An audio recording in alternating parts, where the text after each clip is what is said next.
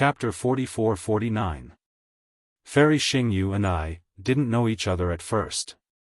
Su Ji said again, but when I saw her being chased by the Confucian cultivator, I couldn't just leave her be, so I hurried forward to help. However, that Confucian cultivator was really powerful. Even when the two of us joined forces, he was not at a disadvantage. The two of us couldn't fight and retreat at the same time. We wanted to use the power of the star storm to kill him or escape. But in the end, we were forced to the center of the star storm. Seeing that we had no way out, Fairy Xingyu and I decided to perish together with the Confucian cultivator. That guy seemed to have lost his mind. He activated the celestial imperial equipment and directly fought with us. Under the huge impact and the star storm, Fairy Xingyu and I were seriously injured. From the space destroyed by the star storm, we fell to the 3 continents. Seeing that Xiaofan was not surprised, Fairy Xingyu was a little depressed. She asked curiously, "Xiaofan, do you think we are lying to you?" Xiaofan shook his head lightly. "No. I think you are telling the truth. This is no different from me falling into the heaven prison." "That's true." Fairy Xingyu nodded. "I was very surprised when I heard that the two of you were immortals. But if you think about it carefully, immortals can't easily return to the cultivation world. Since the 2 seniors have returned, there must have been an unforeseen event. As for what unforeseen event it is, the biggest possibility is that it is similar to this junior's experience." Xiaofan explained. "Using myself as an example, this junior understands. After arriving at the 3 continents, we naturally had to determine the realm we were in." Su Ji didn't think as much as Fairy Xingyu. He said, "But when we found out that this was the essence qi of heaven and earth, not the immortal spirit qi of the immortal world, our hearts sank. So we didn't dare to think about anything else and began to heal ourselves. After our injuries were healed, we began to discuss how to get out of here." Alas, Su Ji sent some information back to the punishment palace. I only sent back news about the star storm. Speaking of what had happened back then, Fairy Xingyu was still a little regretful. And because of the star storm, we don't know if those messages could be received by the punishment palace and the punishment palace. However, seeing that there hasn't been any news for so many years, they probably haven't received it. Star Moon, that might not be the case. Su Ji comforted him. Perhaps they have already received it and are searching for it in the nearby star fields. How many star fields are there in an immortal domain, and how many realms are there under a star field? How many realms will be lost if the star storm destroys the star field? Fairy Xingyu smiled bitterly and shook her head. Even if the celestial venerate of discipline personally searched, he might not be able to find it. Not to mention, I received a secret order. The Palm Palace doesn't even know that I'm in this nearby star region. Seniors, you can start cultivating again. Xiaofan rolled his eyes and suggested in a low voice, "As long as you cultivate to the Grand Ascension stage, you'll be able to ascend again soon, right?" Unexpectedly, Fairy Xingyu immediately saw through Xiaofan's thoughts and said, "What? Do you want to find out the secret of ascension?" "I won't tell you." Su Ji looked at Xiaofan and said, "Do you think we don't want to?" However, the so-called ascension is when the strength of a cultivator in the 3 continents reaches the highest level. The laws of the 3 continents no longer allow him to exist. Then, the laws of thunder will descend, which is the so-called thunder tribulation. The thunder tribulation will rewrite the laws of the cultivator. If the cultivator can't be rewritten by the laws, he will fail to pass the tribulation. The cultivator will disappear and become a part of the laws. If he is lucky enough to be rewritten by the laws, he will pass the tribulation successfully. The laws of the cultivator will be attracted by the laws of the immortal world and will go to the immortal world. To put it bluntly, the qi of heaven and earth in the cultivator's body will be changed into immortal qi by the thunder tribulation. This nascent immortal chi will be rejected by the chi of heaven and earth of the three continents. In each immortal realm of the immortal world, there is a corresponding spirit cleansing pool. The spirit cleansing pool attracts cultivators who have ascended. After the spirit cleansing pool solidifies the laws, the chi of heaven and earth in the cultivator's body will be completely cleansed and turned into immortal chi. They will become mortal fairies. At this point, seeing that Su Ji was about to continue, Fairy Xingyu quickly interrupted him and said, "Although we are immortals, the immortal chi in our bodies has been cleansed by the spirit cleansing pool. Therefore, the spirit cleansing pool can't sense us, so we can't ascend." He. Xiaohua laughed. "Seniors, you can take over my body." "The laws." Xiaohua. Fairy Xingyu said with a smile, "The so-called immortal chi is just an appearance. The most fundamental thing is that the laws have changed. There are probably not many immortals in the immortal world who know where the laws have changed. However, one thing is very clear. The soul must have the mark of the laws. Immortals can't ascend from the lower world again." Hiss. Although Fairy Xingyu and Su Ji deliberately avoided talking about ascension to avoid confusing Xiaohua, Xiaohua couldn't help but gasp when he heard this. "Damn it, I'm afraid that little white dragon is in trouble. These doppelgangers of mine will also have problems."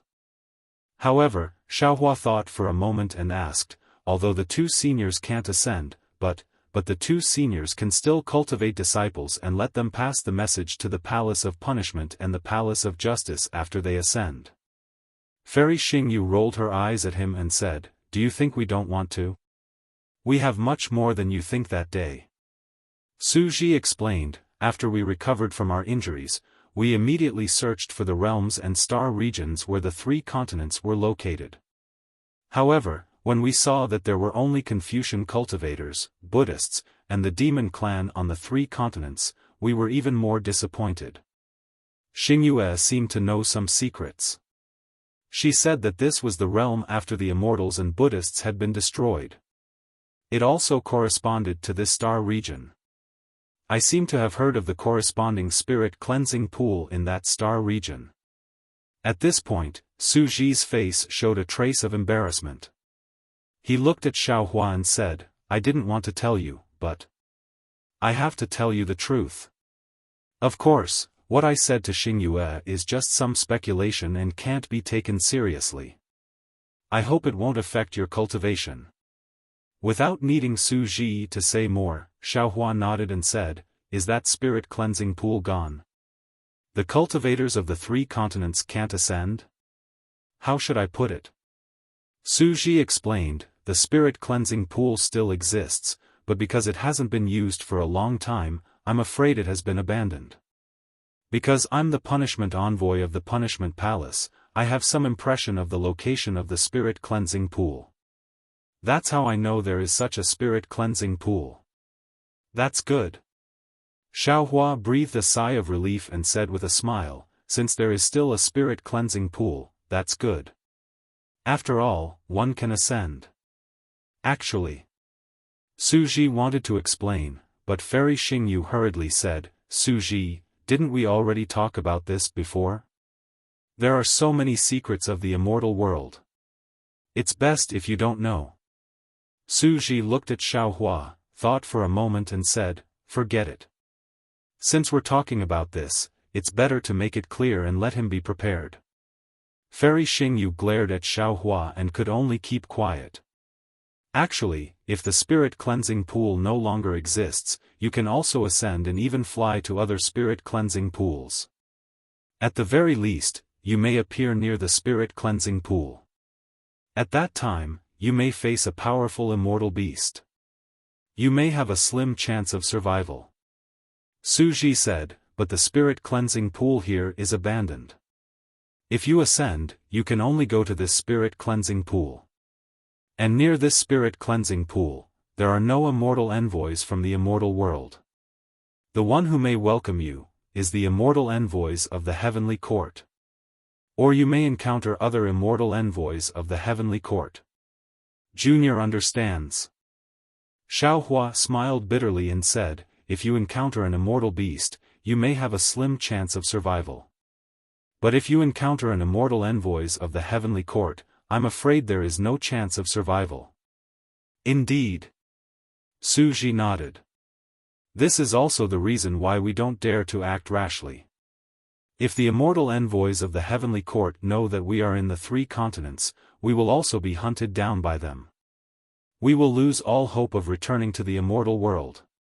At this point, Suji looked at Xiaohua again and said seriously, of course, Xiaohua, if you help me and Fairy Xingyu return to the immortal world, we will definitely find the corresponding spirit cleansing pool of the 3 continents. We will definitely not let you fall into the desperate situation you mentioned earlier. You can rest assured about this. Senior, don't worry. Junior also understands this matter. If I can help you, I will help myself. As long as I can do it, I will definitely do it. Suddenly, a smile appeared on Xiaohua's face again. He. Junior has a good idea. I don't know if the 2 seniors are willing to listen. Huh. Fairy Xingyu laughed bitterly and said, you don't have to say any more. You are talking about the magic treasure in your hand, the Kunlun mirror, right? Senior. Xiaohua was shocked and said anxiously, what other secrets do I have that you don't know? You didn't hide from others when you used the Kunlun mirror. How is that a secret? Fairy Xingyu glared at him and replied, besides, the Kunlun wonderland in the Kunlun mirror is not a secret. Suji said with a smile, Xiaohua is also thinking for us. We should be happy. What? He wants the 2 of us to be his bodyguards. Does he think that I can't see what he is thinking? Fairy Xingyu saw through Xiaohua's thoughts. Xiaohua only smiled and did not say anything. His thoughts were about space. Of course, it was beyond Fairy Xingyu's expectations. All magic treasures have the foundation of casting, Suji explained with a smile. Suji explained with a smile, magic tools, magic treasures, and even spirit treasures used in the 3 continents can't be brought to the immortal world. Because in the thunder tribulation, anything that does not conform to the law of thunder will be obliterated. Famous ancient magic treasures like the Kunlun mirror and those heaven spiritual treasures can be brought to the immortal world, but the laws in these spiritual treasures will also be changed. For example, isn't the Kunlun wonderland in the Kunlun mirror?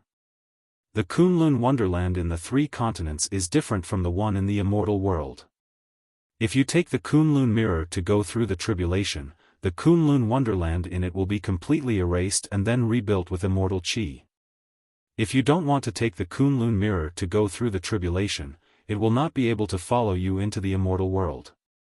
Moreover, even if you use some secret technique to bring it up, as long as you take out the Kunlun mirror, the law of the immortal world will rebuild the Kunlun wonderland.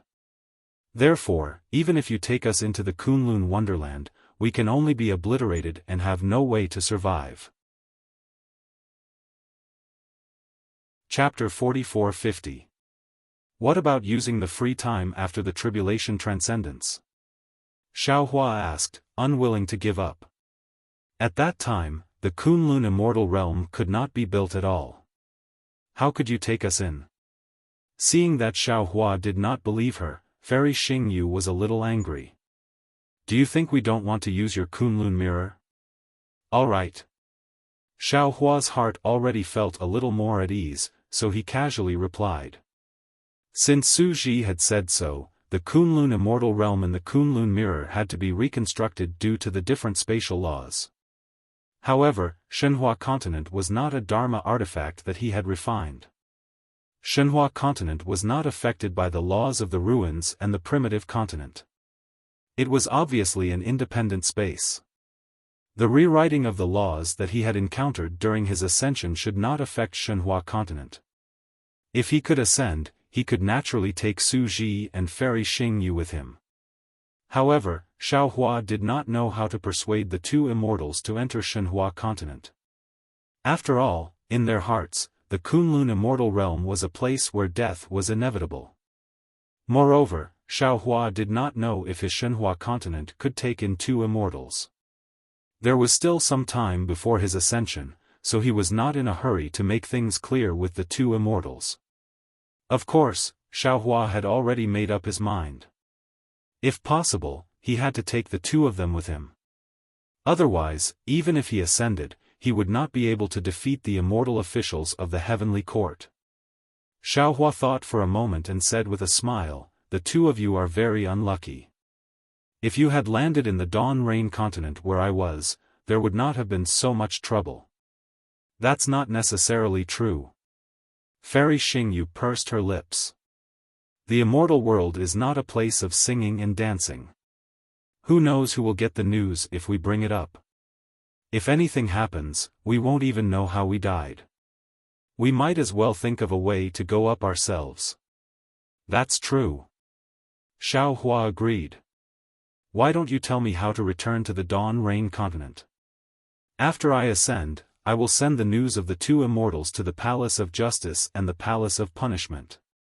Don't even think about it. That's impossible. Fairy Xingyu shook her head coldly. All right, just pretend that I didn't say anything. Xiaohua was depressed. He looked at Fairy Xingyu helplessly and said with a smile, "It seems that it's impossible to enter the immortal realm again by relying on cultivation." Xiaohua's words immediately conveyed his depression to Fairy Xingyu. She also replied gloomily, "Yes, the normal way of cultivation will definitely not work. Well, since I can't cultivate it, I can only go back to my original plan, which is to rely on the passageway. For example, the broken space of a primitive world like the heavenly prison." Xiaohua nodded and said, "Then I don't understand. Why are you two so painstakingly investigating the Star Moon Palace? Could it be that the Star Moon Palace is really an immortal palace that fell from the ancient immortal world? Even so, what was the use of a fallen palace? Unless there was a passageway leading to the immortal realm in the Star Moon Palace, but if there was..." Fairy Xingyu was a law envoy and had investigated all the star regions near the immortal realm. How could she not know about this passageway and not be able to find it? Moreover, Senior Su said that I was able to come out of the heavenly prison because of the appearance of the Star Moon Palace. How did Senior Su know? I don't know if there is a passageway in the Star Moon Palace. I have never heard of the Star Moon Palace in the Law Palace. Fairy Xingyu shook her head and said, "We only discovered the Star Moon Palace for the first time in the 3 continents. Then, how do you know that there is a passageway to the immortal realm in the Star Moon Palace?" Xiaohua was even more puzzled. However, when he glanced at Su Ji, he understood and said with a smile, "Could it be Senior Su's divination skill again?" "That's right." Su Ji replied, "Whether there is a way to go to the immortal realm in the Star Moon Palace or a passageway to the immortal realm, Xingyue and I don't know. It's just that when we thought about it to no avail, I took the risk of my body collapsing and my soul dispersing to perform the divination skill. Although the art of divination only indicated a rough time and location, we saw the Star Moon Palace at the right place and in the right location. In the Star Moon Palace, we also found a starry sky with the aura of the immortal realm, so, we can only think that the Star Moon Palace is the only way to return to the immortal realm. Before us, there was no Star Moon Palace in the 3 continents. The name of the Star Moon Palace was given by me." Fairy Xingyu continued, "As for whether the palace called the Star Moon Palace appeared before us, we don't know. Moreover, from the information that Xingyue gathered in the 3 continents, there was no record of it. However, after we entered the Star Moon Palace for the first time and found the aura of the immortal realm, we couldn't find the original aura for the second time. Therefore, we had no choice but to spread the news of the Star Moon Palace to the 3 continents and set up the Star Moon Palace to search for it together. Obviously, there is strength in numbers. In the 4th and 5th times, we did find the starry sky where we found the aura of the immortal realm. However, because we couldn't find a way to go deeper, we were pushed out by the Star-Moon Palace. However, other than you, there is no fourth person who knows the real purpose of this matter. Yes, this junior understands. Xiaofan nodded and looked at Su Ji. Senior Su, can you tell this junior about the situation in the Star-Moon Palace? Su Ji looked at Fairy Xingyu. The two of them exchanged glances and nodded slightly.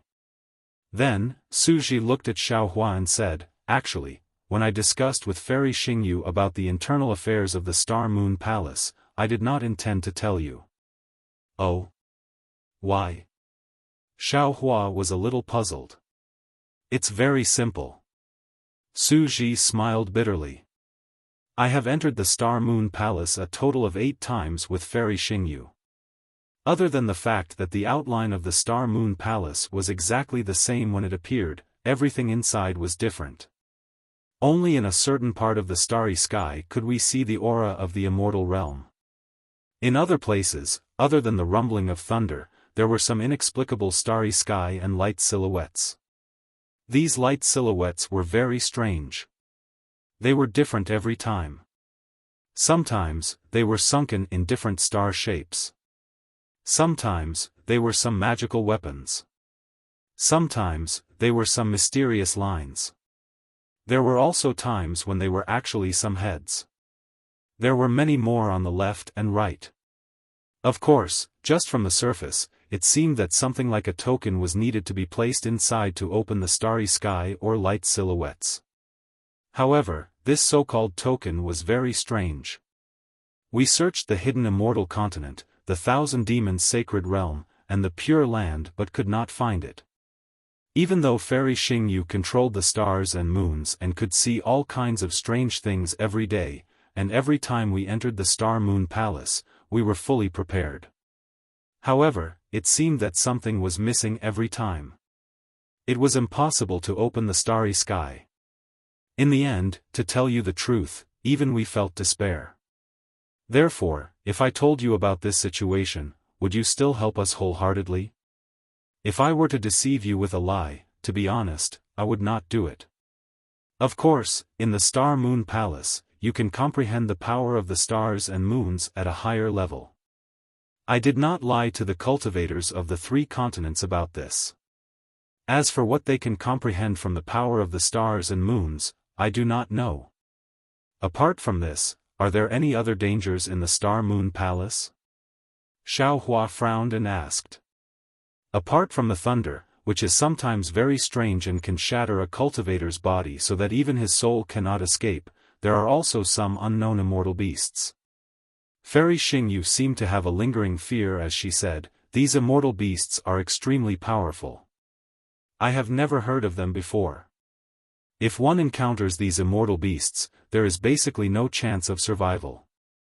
There is also an even more inexplicable attack. It seems that there is a restriction in the void. Su Ji explained, if one encounters this attack, it seems that there is no way to avoid it. I have seen with my own eyes 4 demon clan members who were about the sun-devouring realm being annihilated by this restriction in an instant. Oh my! Xiaofan was dumbfounded. So, it's completely based on luck? Yes, otherwise, how could I find you, the cultivator with the best luck in the world? Fairy Xingyu smiled and nodded. At first, I did not believe in Su Ji's divination skills, but after hearing that you were able to escape from the heaven prison, the hope of whether Su Ji and I can return to the immortal realm is on your shoulders. Xiaofan curled his lips. Fairy, it is not that you do not believe in Senior Su's divination skills, but that you do not believe that I can help you. Speaking of this, Xiaofan rolled his eyes again and said with a smile, Senior Su, how did you practice your divination skills? Why haven't I heard you mention it? I don't know what conclusion you have reached with your divination skills. Your jade eyes did not make it very clear. 1 thunder gives birth to 2 cheese, and 2 cheese give birth to all things. Understanding the evolution of thunder naturally allows one to practice divination skills. Su Ji did not hide it and explained, although you have cultivated the 10,000 June Thunderbolt, you still have not reached the level of practicing divination skills. Naturally, I will not tell you. In fact, what I can get from divination skills is not much. It is similar to what was said in the Jade Eyes. That is to say, my chances are linked to yours. If I were to divine further, whether it is me, Goddess Xingyue, or Xingyue Palace, there would be no more traces. Therefore, this trip is the last chance. Either I succeed, or... When he spoke up to here, Su Ji was unable to continue. There seemed to be some secrets hidden within those cold lines that were like iron and stone. Clap, clap, clap.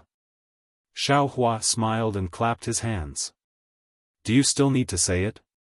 Of course, it was a success. If it was not a success, how could it not be possible for the divination to fail? Senior Su, you are too careful. Don't worry, the so-called luck of a Confucian cultivator is just a breath of my qi. Is this kind of luck not enough for me to fart? With my help, how could it not be a success? That's good. Su Ji squeezed out a rare smile on his face. Chapter 44-51. If that's the case. Xiao Hua's face showed a trace of slyness again. He smiled and said, I want to ask another question. What kind of evil idea do you have now? Fairy Xingyu asked warily. Nothing. Xiao Hua blinked and said, we cultivators of the cultivation world can't bring anything with us when we ascend to the immortal world. Then what about the seniors who came to the cultivation world from the immortal world? He. Fairy Xingyu seemed to understand what Xiao Hua meant and said with a smile, the same Stygian immortal slip can naturally be used. Ordinary immortal weapons will have their power reduced due to different nomological laws, but they can still be used. Seniors can't use the ink immortal slip for a long time. Xiao Hua finally revealed his real purpose. They must have recorded the cultivation methods, secret techniques, pill formulas, etc., in the Jade Eyes or Ink Cloud Eyes. Seniors can't bring these things to the immortal world. In that case, you might as well give them to me for safekeeping. Xiao Hua, you money grubber. Fairy Xingyu couldn't help laughing and said, Su Ji, you don't know. He asked about my wind escape technique on the way and wanted me to pass it on to him. Why not? Su Ji replied faintly, he's right. We can't take it away anyway. It's rare to meet such a Taoist cultivator who cares about the people of the world. Although this kind of weirdo is a little petty, he's better than those who don't take the lives of the people seriously. With that, Su Ji raised his hand without hesitation, took out a dozen sumaru rings from his arms and handed them to Xiao Hua. He said, these are the cultivation methods and the things I've collected. I'll give them all to you. Who knows if these things can be kept when we pass through the space channel. It's better to give them to you. Ha ha ha. Xiao Hua was ecstatic. He took the sumaru rings and couldn't close his mouth. He laughed and said, thank you, senior. Thank you. However, when he scanned it with his divine sense, he was stunned. There were not only ink cloud eyes and jade eyes, but also strange things. They were the ink immortal slips that Fairy Xingyu mentioned. And there were many of them. Senior. Xiao Hua was dumbfounded and whispered, these, it's all right, you can keep it for now. Su Ji didn't wait for Xiao Hua to finish and said, I know you like strange things. You can think about it. Anyway, it wasn't taught by this Su. If you can learn something from it, it might be good for you. Yes. Xiao Hua felt a burst of warmth in his heart. How could he not know Su Ji's intention of nurturing him? He hurriedly responded and put everything away. Xingyue, you belong to the Palace of Justice and no more secrets. Just give the wind escape technique to Xiao Hua. There's no need for anything else. Su Ji looked at Fairy Xingyue and whispered. She seemed to be angry with Su Ji. Before Su Ji could finish, Fairy Xingyue said coldly, "You are so generous. Doesn't the punishment palace have any secrets? You even dared to teach Xiaohua the 30,000 June Thunderbolt, so why wouldn't I dare?" Here, Fairy Xingyu was even more amazing. She had taken out dozens of spatial rings. Xiaohua's eyes were dazzled. How could Xiaohua dare to take it? He hurriedly waved his hand and said, "Fairy, forget it. Senior Su has given me enough. I don't want these." "Are you looking down on me?" Fairy Xingyu asked, glancing at him. Xiaohua hurriedly replied, "No, no. Didn't Senior Su say that? There are many secrets in the Palace of Justice. I'm afraid of getting into trouble." "Who told you that I gave you something from the Palace of Justice?" Fairy Xingyu scolded with a smile. Xingyue comes into contact with all kinds of strange things almost every day. I've been in charge of Xingyue for so many years. Don't tell me I don't have some secret techniques. Really? Xiaohua was overjoyed. With a sweep of his divine consciousness, the dozens of spatial rings immediately disappeared from his eyes. "You are really a miser." Fairy Xingyu couldn't help but laugh again. She looked at Su Ji and said, "I've been with Su Ji in the 3 continents for so long. Except for that treacherous Hong Meng, we haven't taken in any disciples. We have some things to teach you, but first, there's not enough time. Second, there's nothing to teach in the 3 continents. If there's a chance, we'll talk about it when we reach the immortal world." "Yes, thank you, seniors." Xiaohua was overjoyed again. Su Ji raised his hand and patted Xiaohua on the shoulder, saying, "My name and Xingyue's name won't change. When you arrive in the immortal realm, you can come to us. You're a rogue cultivator and don't have any foundation in the immortal realm. I'm afraid it won't be easy for you to cultivate." "Yes." Xiaohua suddenly laughed and said, "Can I also follow you into the immortal realm?" "Ha, ha, you dare to sneak into the immortal realm in front of the law envoy and the punishment envoy?" Fairy Xingyu laughed and said, "Aren't you afraid that I'll charge you with violating the immortal law and let Su Ji carry out the punishment?" "Ha, ha, I'm just saying." Xiaohua laughed. Su Ji said earnestly, "Although you can sneak into the immortal realm and use some channels to get the spirit cleansing liquid to build your body, you'll be no different from an ordinary mortal fairy. However, it's not recorded in the immortal book. As the saying goes, if you don't have a proper name, you can't do it openly in the immortal realm. Therefore, I suggest that you go through the thunder tribulation to become an immortal." "Okay, I understand." Xiaohua wasn't thinking about himself. He was also thinking about the future of Shenhua continent in the space. However, it seemed that Su Ji, the punishment envoy, was very impartial. Xiaohua didn't dare to reveal anything. He just said casually, "Actually, even if you can't return to the immortal realm through the Star Moon Palace, you can still live freely in the 3 continents, right? If that's the case, Xiaohua, why do you have to look for the way back to the Dawn Rain continent?" Fairy Xingyu glanced at Xiaohua indifferently and asked, "You've cultivated to the Mahayana stage of the human clan in the 3 continents and experienced the most important part of your life. You should have deeper feelings for the 3 continents." Xiaohua touched his nose and was speechless. Su Ji didn't retort like Fairy Xingyu. Instead, he said, "When we were in despair, we also had this plan. However, we are immortals. Most of our bodies are filled with immortal qi, and our souls are also filled with the laws of the immortal realm.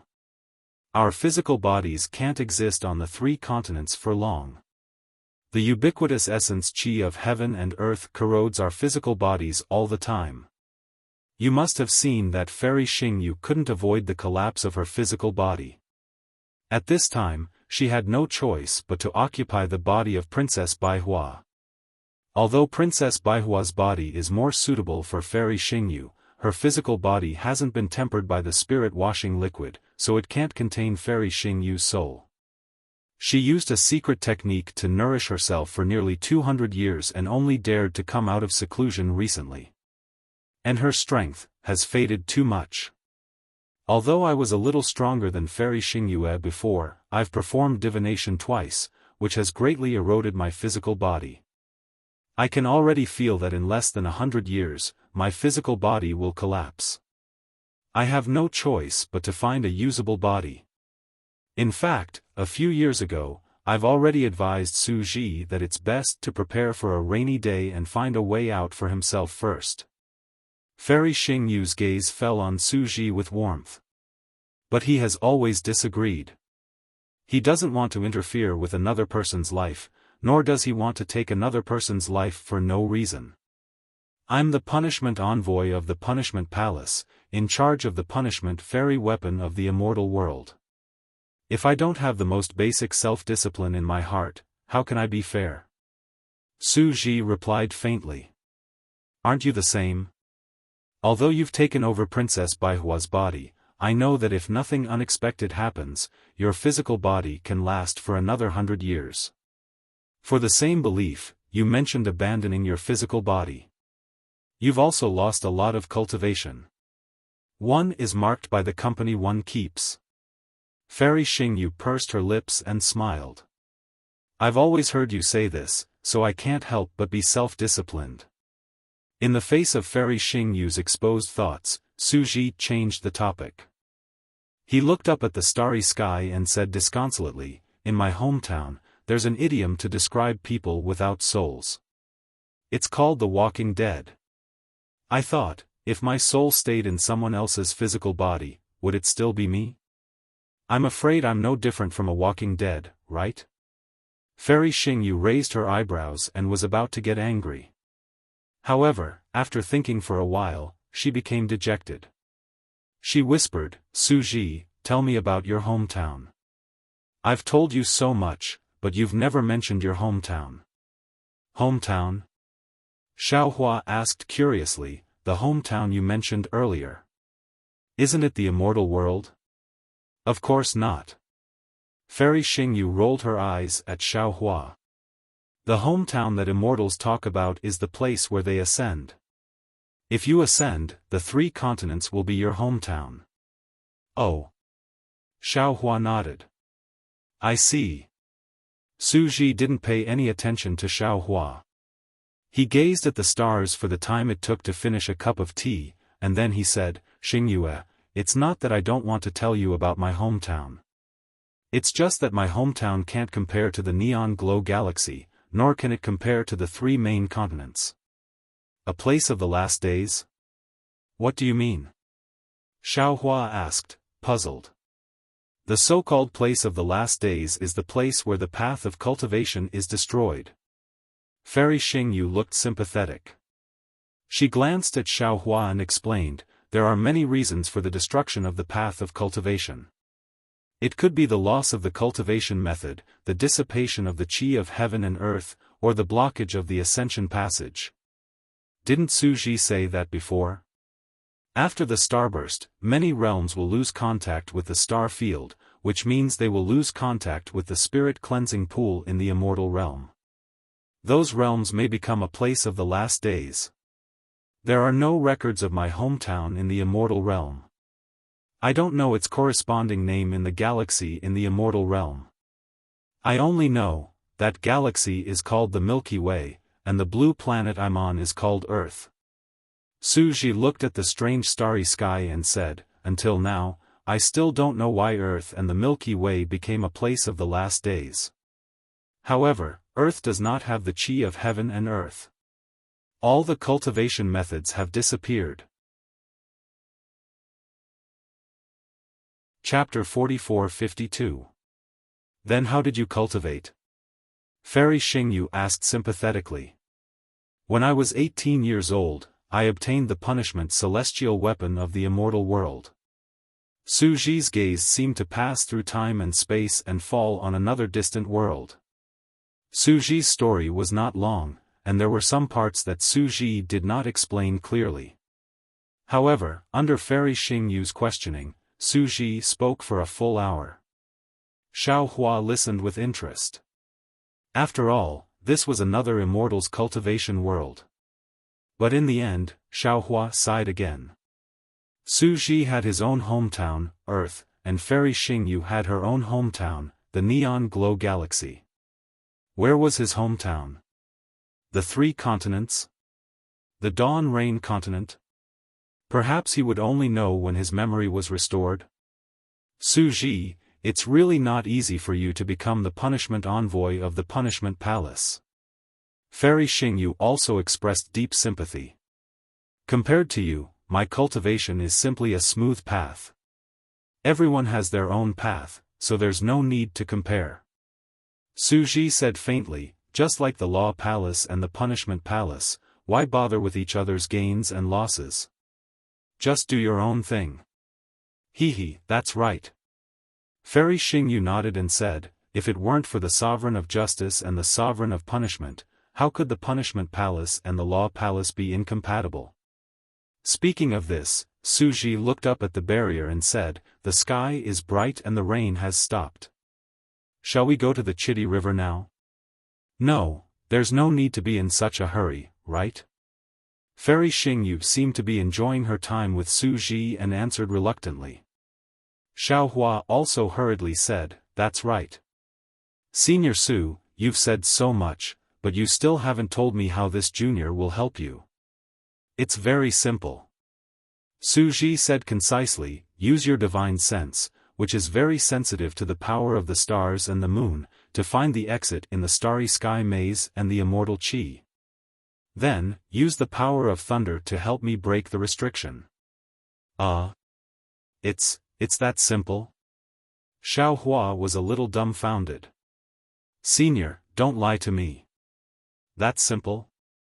Fairy Xingyu shouted, we've found that starry sky maze formation 5 times.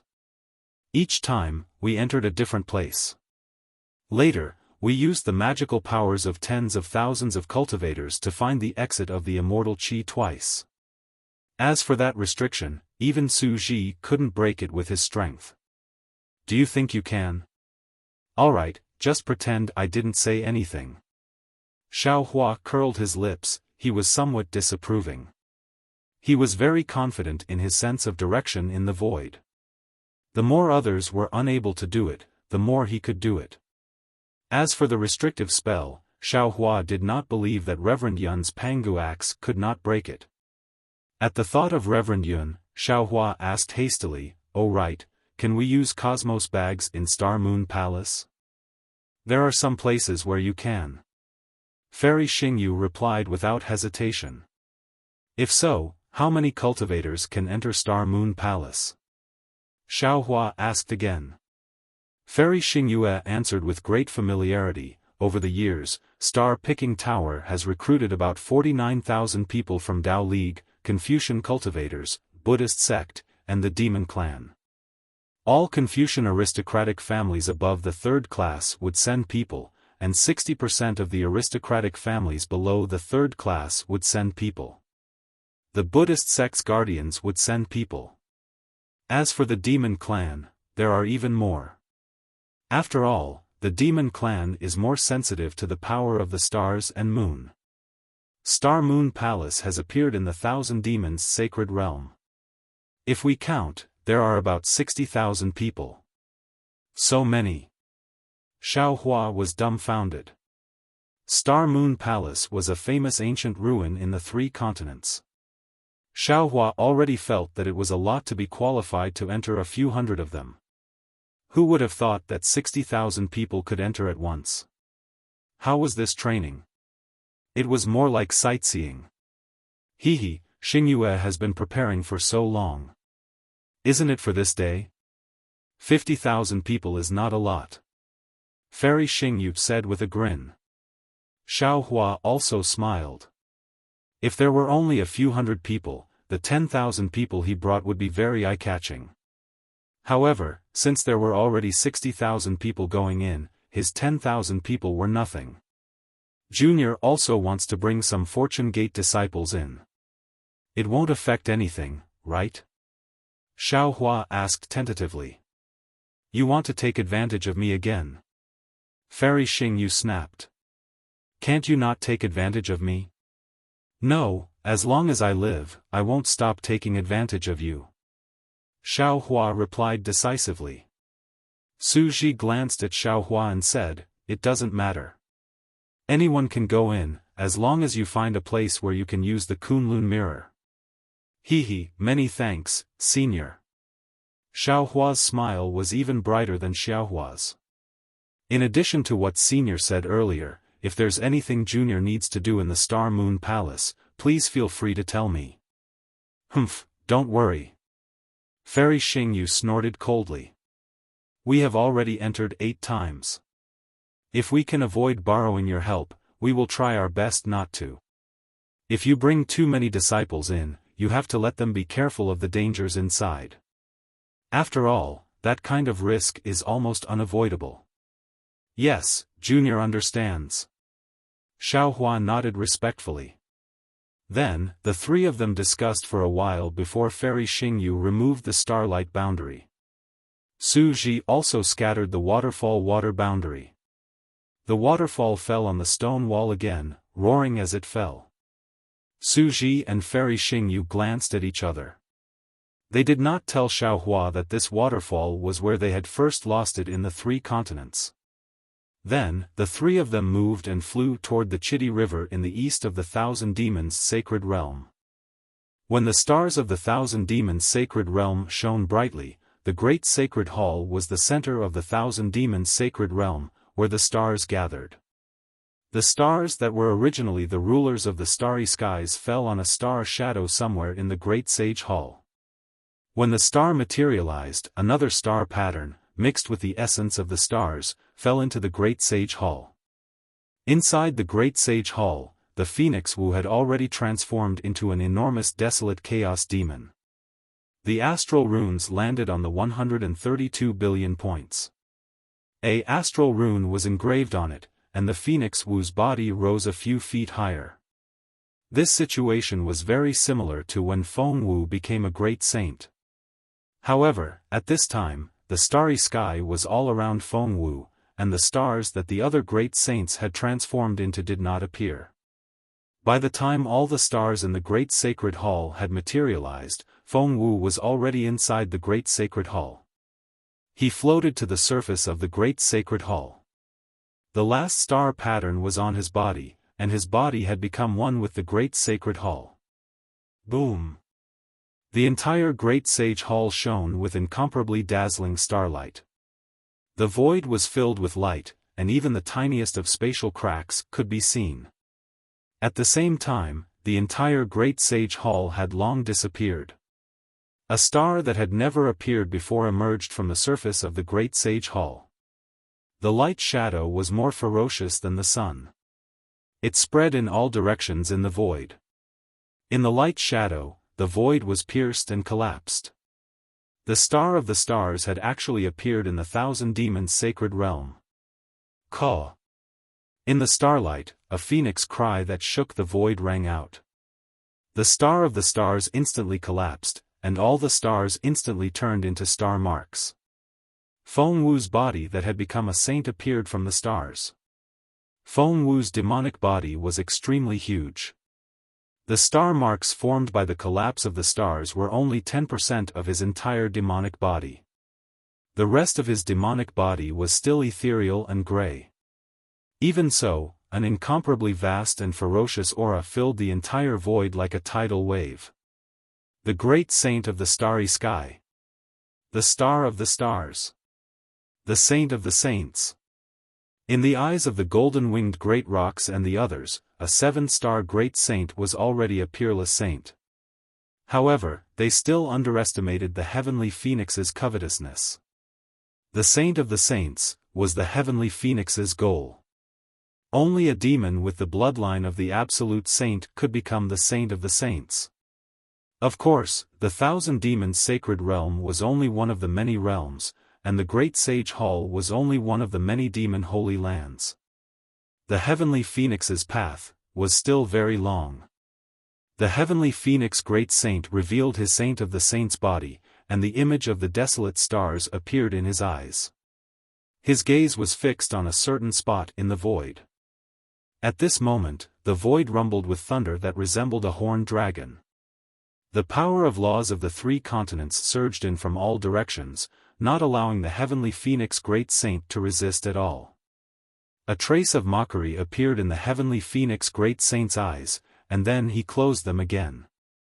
As the heavenly phoenix great saint closed his eyes, the ferocious aura receded like the tide. His demon great saint's body also faded from the starlight. The lightning disappeared, and the star of the stars appeared again. At this moment, the golden-winged great roc, the mystic armored pentaceratops, the flying feather void beast, the five-colored sea god shell, the scarlet flame vermilion bird, and the netherworld demonic dragon spider all appeared in the star of the stars. However, the stars of the golden-winged great roc, the flying feather void beast, and the five-colored sea god shell were covered in faint starlight, while the stars of the mystic armored pentaceratops, the scarlet flame vermilion bird, and the nether demonic dragon spider were grayish-white. However, in an instant, 3 star bridges emerged, and 3 starlights emerged from the void and fell on the 3 stars. The 3 stars also gave birth to starlight. Not only that, when the 6 stars were shining, the star of the golden-winged great peng bird flew several feet higher, and the star of the five-colored sea god shell fell several feet lower. The positions of the 6 great sages had changed. Although Feng Wu's demonic body had already hidden itself among the stars, his consciousness was still present. After observing the changes in the positions of the stars in the Great Sage Hall, Feng Wu's demonic body also escaped from the stars.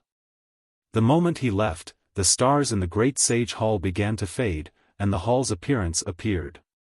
The heavenly phoenix great saint still transformed into his previous star demon great saint and descended. When he landed half a foot higher than the golden-winged great peng bird, he stopped. Feng Wu opened his eyes and glanced at the 6 great sages of the demon race, whose eyes were tightly shut. With a flap of his wings, the starlight in the Great Sage Hall gradually extinguished. The Great Sage Hall became peaceful, and the pillars of stars that fell into the Great Sage Hall also disappeared. The Star of the Stars phenomenon that had shrouded the thousand-demon sacred realm for dozens of days and nights also disappeared.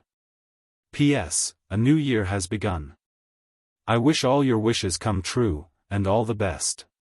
Thank you all for your support of the 3rd place finisher, and express my gratitude. Chapter 44-53. Oh. As the light dimmed, the golden-winged great peng bird was the first to come to his senses. He looked at Feng Wu, who was half a foot taller than him. While the golden-winged great peng bird was shocked, his eyes were filled with admiration.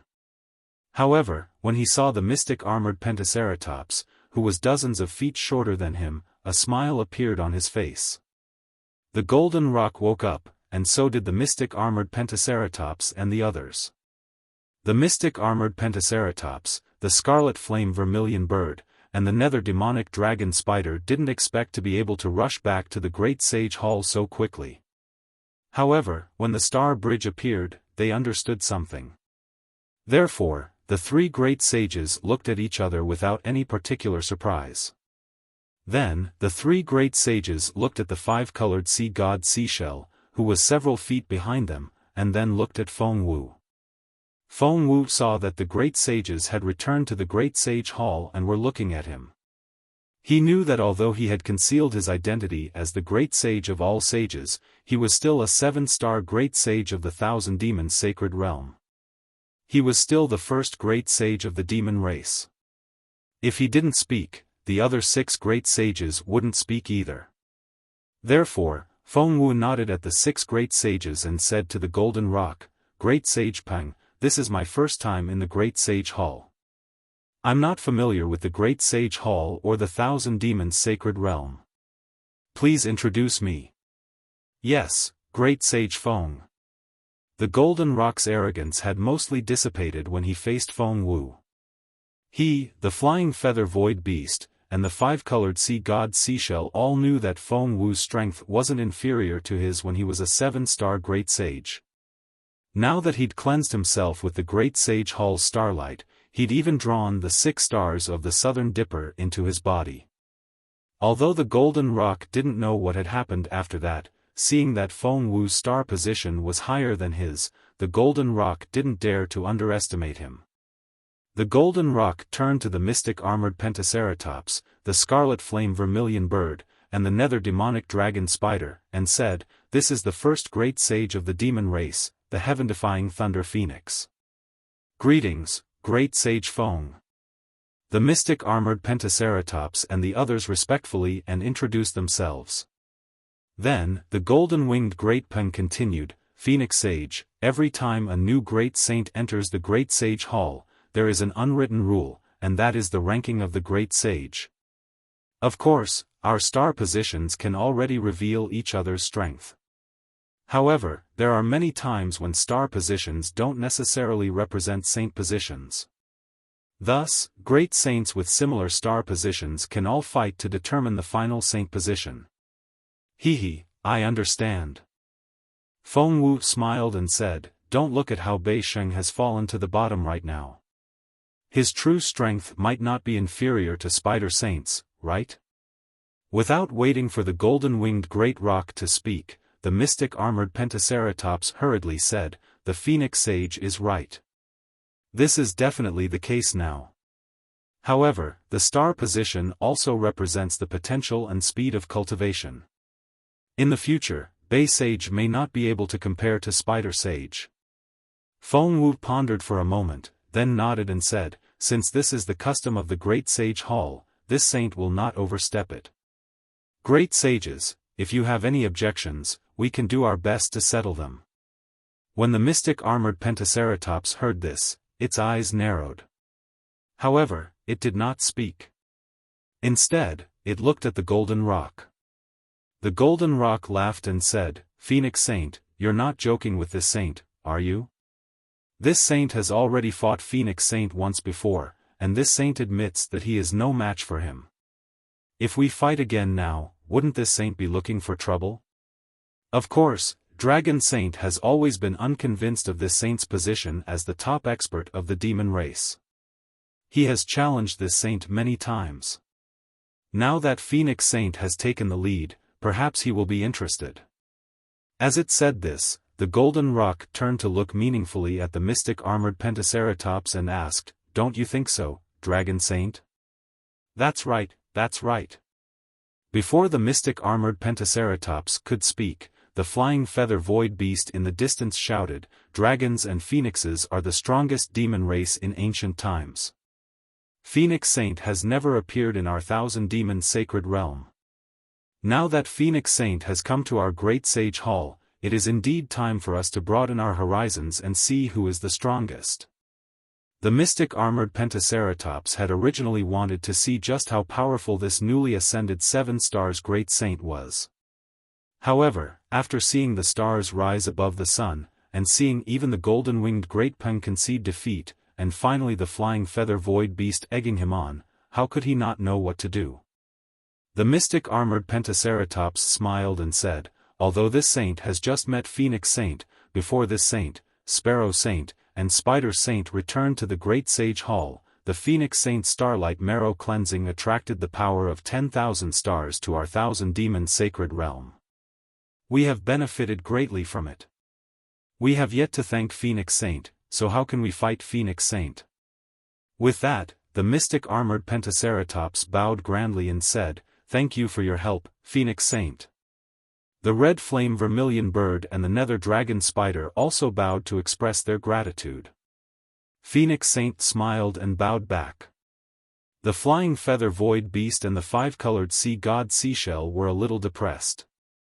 After the 3 great saints bowed, the Golden Rock spoke again, "Since no great saint wants to challenge Phoenix Saint, then Phoenix Saint's title as the top great saint of the demon race is set. This saint is the 2nd great saint of the demon race. Is there anyone who wants to challenge this saint?" As the Golden Rock spoke, his gaze fell on the mystic armored Pentaceratops. The mystic armored Pentaceratops' mouth was bitter. He knew very well that the Golden Rock's strength was on par with his.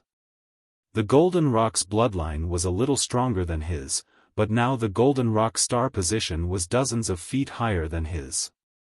This meant that he had broken through the bottleneck, and the star marks on his demonic body had solidified.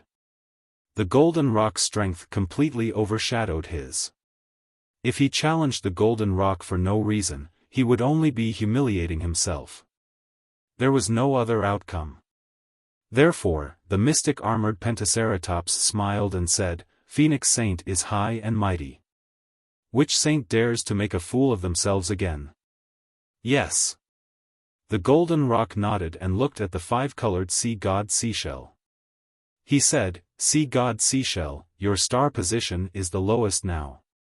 Today, you will be the last saint. With your current strength, you may not necessarily be the seventh great saint of the demon race. If you want, you can challenge Spider Saint." Hearing the Golden Rock's words, the five-colored sea god Seashell didn't react. The nether demonic dragon spider's pupils constricted. The mystic armored Pentaceratops had already made it clear that the five-colored sea god Seashell's strength was definitely higher than his. If he fought the five-colored sea god Seashell, he would definitely be the last of the seven great saints. However, a moment later, the five-colored sea god Seashell smiled and said, "I have already seen the power of Phoenix Saint in my previous battle with her. At the same time, I have also glimpsed the peak combat strength of the demon race. Since I want to challenge you, I will challenge the first great saint of the demon race. As for today's battle, it doesn't matter if we don't fight. I will temporarily occupy the position of the seventh great saint of the demon race. So what?" "Good." The Golden Rock clapped and smiled. There is a saying in the human race that every dog has its day. 30 years is too short for the demon race. Why don't we make a promise of 3,000 years? After 3,000 years, we will meet again to fight. Huh. The pentagram dragon laughed. After 3,000 years, Rock Saint and Phoenix Saint will have broken through the starry sky. Even if we want to fight, we won't be able to find the two great saints. Ha ha ha. The flying feather void beast and the others laughed. Seeing that the great sage hall had never been so friendly before, Feng Wu's heart moved. He said, "When a new great saint enters the great sage hall, there is usually a lot of excitement. Today, when I enter, it seems a little lonely. How about this? We are all the most powerful demon race in the Thousand Demon Sacred Realm, and we are all great saints of the Great Sage Hall. Although we can't be considered brothers, for the sake of the future prosperity of the demon race and the Thousand Demon Sacred Realm, why don't we become sworn brothers? 7 saints become sworn brothers?" Not only was the golden-winged Great Peng stunned by Feng Wu's words, but even the other saints were stunned. After all, the demon race was not like the human race. They had always respected individual combat strength.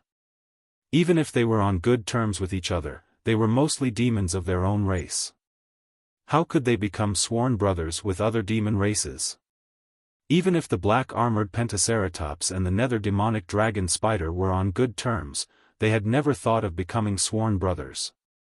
Even though the various saints appeared to be harmonious on the surface, who knew how many conflicts there were in private? The heirs of the various holy lands even fought each other to the death. The Golden Rock hesitated for a moment and asked, "Phoenix Sage, what do you mean?" Feng Wu smiled. "Rock Sage, I'm sure you've been to the hidden immortal continent and the pure land of ultimate bliss to train. If there is a conflict between the Confucian cultivators and the Buddhist sect, who do you think will win?" The Golden Rock did not hesitate and said, "If I'm not wrong, it should be the Buddhist sect." "Why?" Feng Wu asked. Although the Buddhist sect is divided into many factions, they all belong to the Thunder Sound Temple. Under the orders of the Mahavairakana revered Buddha, the entire Buddhist sect must obey. The Golden Rock explained, on the other hand, although the Confucian cultivators also have immortal Emperor Gochen from the Immortal Palace, the 4 great clans may not obey the orders of the Immortal Palace. The other 100 classics will definitely obey the orders of the Immortal Palace. In this case, the winner is obvious. That's right. Feng Wu nodded. Although the demons of the Thousand Demons Sacred Realm have strong physical bodies, they can't compare to the human race in terms of cooperation. The Great Sage Temple can command the entire Thousand Demons Sacred Realm, but are the 7 great sages of the Great Sage Temple united? The black-armored Pentaceratops was displeased and said, "Phoenix Sage, you just came to the Great Sage Temple. How can you see that the Great Sage Temple sages are not united?" "Dragon Sage, don't be impatient," Feng Wu said unhurriedly. "What I said earlier is only one of the reasons. Secondly, the Great Sage Temple originally had 6 great sages. Although the Thousand Demons Sacred Realm is large, I'm afraid there is not a single demon realm in it that is outside of the sages' influence, right?" When Feng Wu said this, all the sages' expressions changed slightly, and the Golden Rock was no exception. The sages arranged the order of sages mainly for the distribution of benefits in the Thousand Demons Sacred Realm. As the leader of the sages, Feng Wu should have the largest sphere of influence in the Thousand Demons Sacred Realm. If an ordinary demon sage became a demon sage, he would have a certain sphere of influence in the Thousand Demons Sacred Realm. As long as the other sages compromised and gave up some benefits, it would be enough. However, Feng Wu had no foundation in the Thousand Demons Sacred Realm and appeared out of nowhere. If Feng Wu occupied a sphere of influence in the Thousand Demons Sacred Realm, wouldn't the other great sages give up even more benefits? Chapter 44-54. The mystic armored Pentaceratops and the netherworld demonic dragon spider glanced at the 5-colored sea god shell, gloating. However, Feng Wu's words left all the saints dumbfounded once again. Feng Wu continued, "I'm now the #1 great saint in the Great Sage Temple, and I should have the largest sphere of influence in the Thousand Demons Sacred Realm. However, my current situation is similar to Sage Peng's, and I might break through the starry sky soon. I don't want to destroy the balance of power in the Thousand Demons Sacred Realm, nor do I want to take the power that originally belonged to you from your hands. Therefore, I hope to become sworn brothers with all the saints and live peacefully in the future." Sage Phoenix's words make me ashamed. The Golden Rock nodded. Sage Phoenix is willing to make such a sacrifice for the peace of the Thousand Demons Sacred Realm. You're truly our role model. I'm willing to become sworn brothers with Sage Phoenix, and I also suggest that every great saint should give a piece of the Demon King realm to Sage Phoenix to express our sincerity. That's right, that's how it should be. The flying feather void beast immediately shouted. I'm also willing to become sworn brothers with Sage Phoenix, and I'm also willing to give you a piece of the Demon King realm. The 5-colored sea god shell was stunned, but he immediately understood. Feng Wu and Xiaohua had a close relationship. He was forced to offer Bai Qingyu to Xiaohua, and Xiaohua gave it to Feng Wu. Bai Qingyu was naturally considered as his offering to Feng Wu. He didn't dare to delay, and hurriedly shouted, "Same for me." Seeing that all 3 great saints had agreed, the red flame vermilion bird also smiled and shouted, "I'm also willing." Thus, the mystic armored Pentaceratops and the netherworld demonic dragon spider could only agree. They didn't know that they had been tricked by the Golden Rock. Seeing that all the saints had agreed, the Golden Rock smiled and said, "Since that's the case, Sage Phoenix, let's become sworn brothers in the Great Sage Temple, and let all the demons in the Thousand Demons Sacred Realm witness a magnificent scene that has never been seen before." Agreed. Feng Wu smiled. Boom.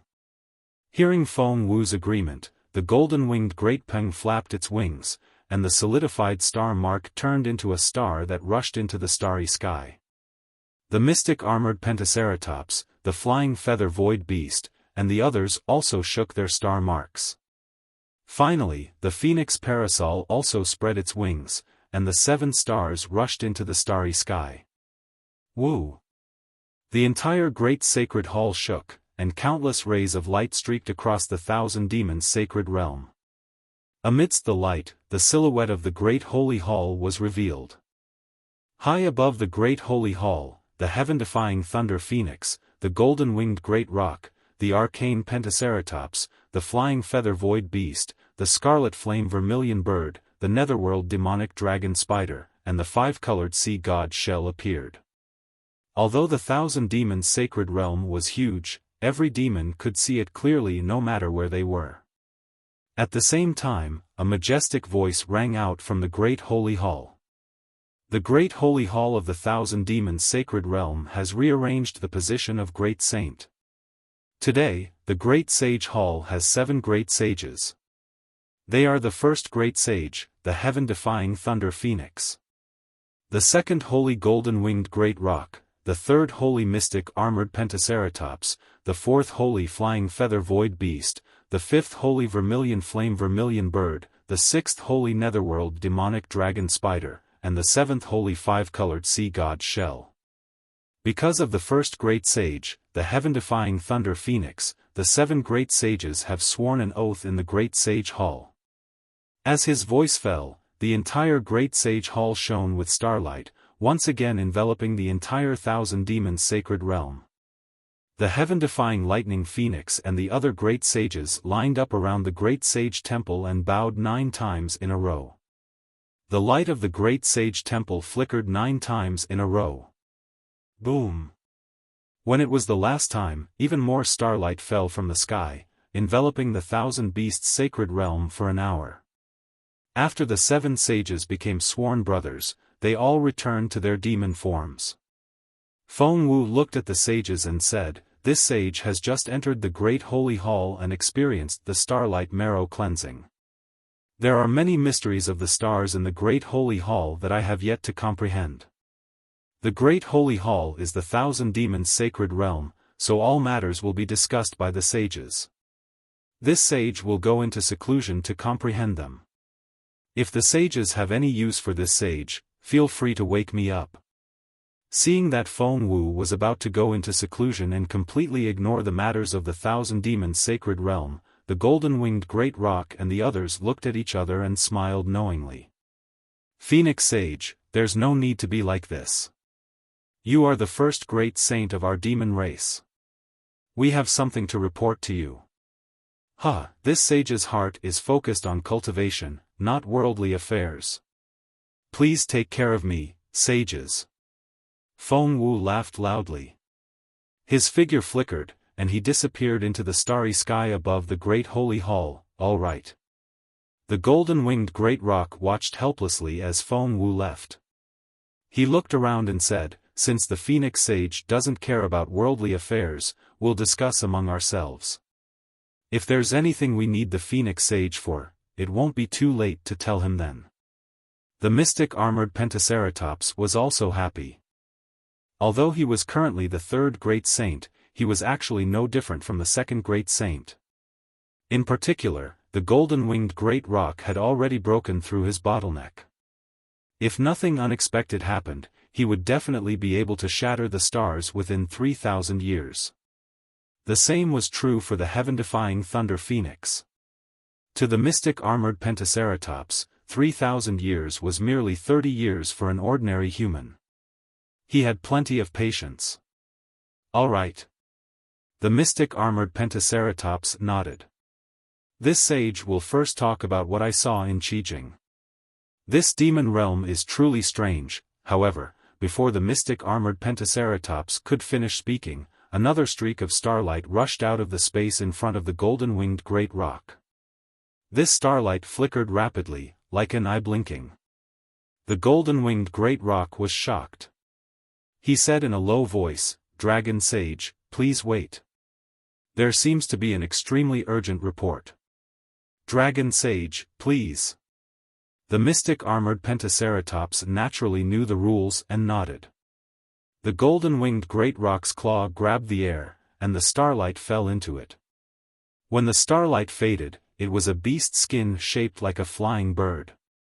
The golden-winged Great Rock picked up the beast skin and scanned it with his vital sense. He looked up at the other 5 saints and handed the beast skin to the mystic armored Pentaceratops. Dragon Sage, please take a look. The mystic armored Pentaceratops was very curious about the golden-winged great rock's expression. When he took the beast's skin and scanned it with his vital sense, he was enraged and shouted, "How is this possible? The humans actually sent an army of hundreds of thousands to invade our thousand-demon sacred realm? And they returned to the hidden immortal continent after destroying a demon realm? Damn it, they actually called themselves the invincible army of the three continents. Wherever they go, no matter if it's demon realm or human realm, anyone who dares to stand in their way will be killed. They really don't want to live anymore. Damn it. The nether demonic dragon spider saw this and shouted, "Dragon Sage, when did this human army invade our thousand-demon sacred realm? How come we didn't know? Dragon Sage, this saint wants to personally lead a demon realm army to stop them." The red flame vermilion bird was also furious. Only we demon realm can say such arrogant words. A mere human army dares to call themselves an invincible army? Dragon Sage, did it only say to destroy a demon realm? The flying feather void beast's eyes flashed and asked softly. That's right. The mystic armored Pentaceratops nodded. Not only did we massacre a demon realm, but we also killed the 14 demon kings and great demons blocking our way. Then, what about the demon realms where the 14 demon kings and great demons are? The flying feather void beast asked again. The mystic armored Pentaceratops was stunned when he saw that the flying feather void beast wasn't surprised and instead asked about the demon realms where the great demons were. He looked at the flying feather void beast, then at the golden-winged great rock, and asked curiously, "What does their demon realms have to do with them?" "Oh, looks like they weren't trampled or massacred." The flying feather void beast understood and lowered his head, no longer speaking. "Sage and I, what do you mean by that?" The golden-winged great rock's heart thumped as if he had thought of something. He turned his eyes to the five-colored sea god shell and asked, "Sage and I, how did the banquet go this time? Why did your star rank drop so much?" Dragon Sage. The five-colored sea god shell didn't want to talk to him. "Hurry up and give Sparrow Sage an army of the demon clan. These humans are too arrogant. We have to teach them a lesson." "Okay, Sparrow Sage." The mystic armored Pentaceratops nodded and looked at the red flame vermilion bird. "Why don't you, don't worry." The vermilion bird chuckled. "These humans were able to sneak into the territory of our demon race without anyone noticing. This vermilion bird is a little suspicious. In my opinion, we should first investigate how they managed to escape our detection." "Okay." Seeing that the sages were starting to understand, the golden-winged great rock said, "We just became sworn brothers in the Great Sage Hall. Are you trying to shirk your responsibility now? This matter has something to do with Phoenix Sage." With that, the golden-winged great rock gave a simple explanation of what happened at Qingbo's banquet. Finally, he said, "Phoenix Sage seems to be on very good terms with that Xiaofan. Phoenix Sage became sworn brothers with us before saying that he wouldn't interfere with the affairs of the Great Sage Hall, nor would he spread his forces throughout the thousand-demon sacred realm. I think it's because of the human army. For Phoenix Sage's sake, we can't make things too difficult for this army, right?" Then. The red flame vermilion bird was shocked and said anxiously, "Phoenix Sage isn't a human spy, right?" "Ha ha ha." The netherworld demonic dragon spider laughed and pointed at the red flame vermilion bird. "Sparrow Sage, you haven't been burned silly by your red flame, have you? If Phoenix Sage is a human spy, how could he have been recognized by the Great Sage Hall? How could he have been worshipped by all the stars? Besides, Phoenix Sage didn't attack Peng Sage, Ni Sage, or Bei Sage. He even hoped that we could work together to build the glory of the thousand-demon sacred realm. If he's a spy, I don't think he would say that, right? This sage thinks so too." The golden-winged great rock nodded. It's already extremely rare for a human spy to become a great demon of our Yao clan. How could a spy become a 7-star great saint?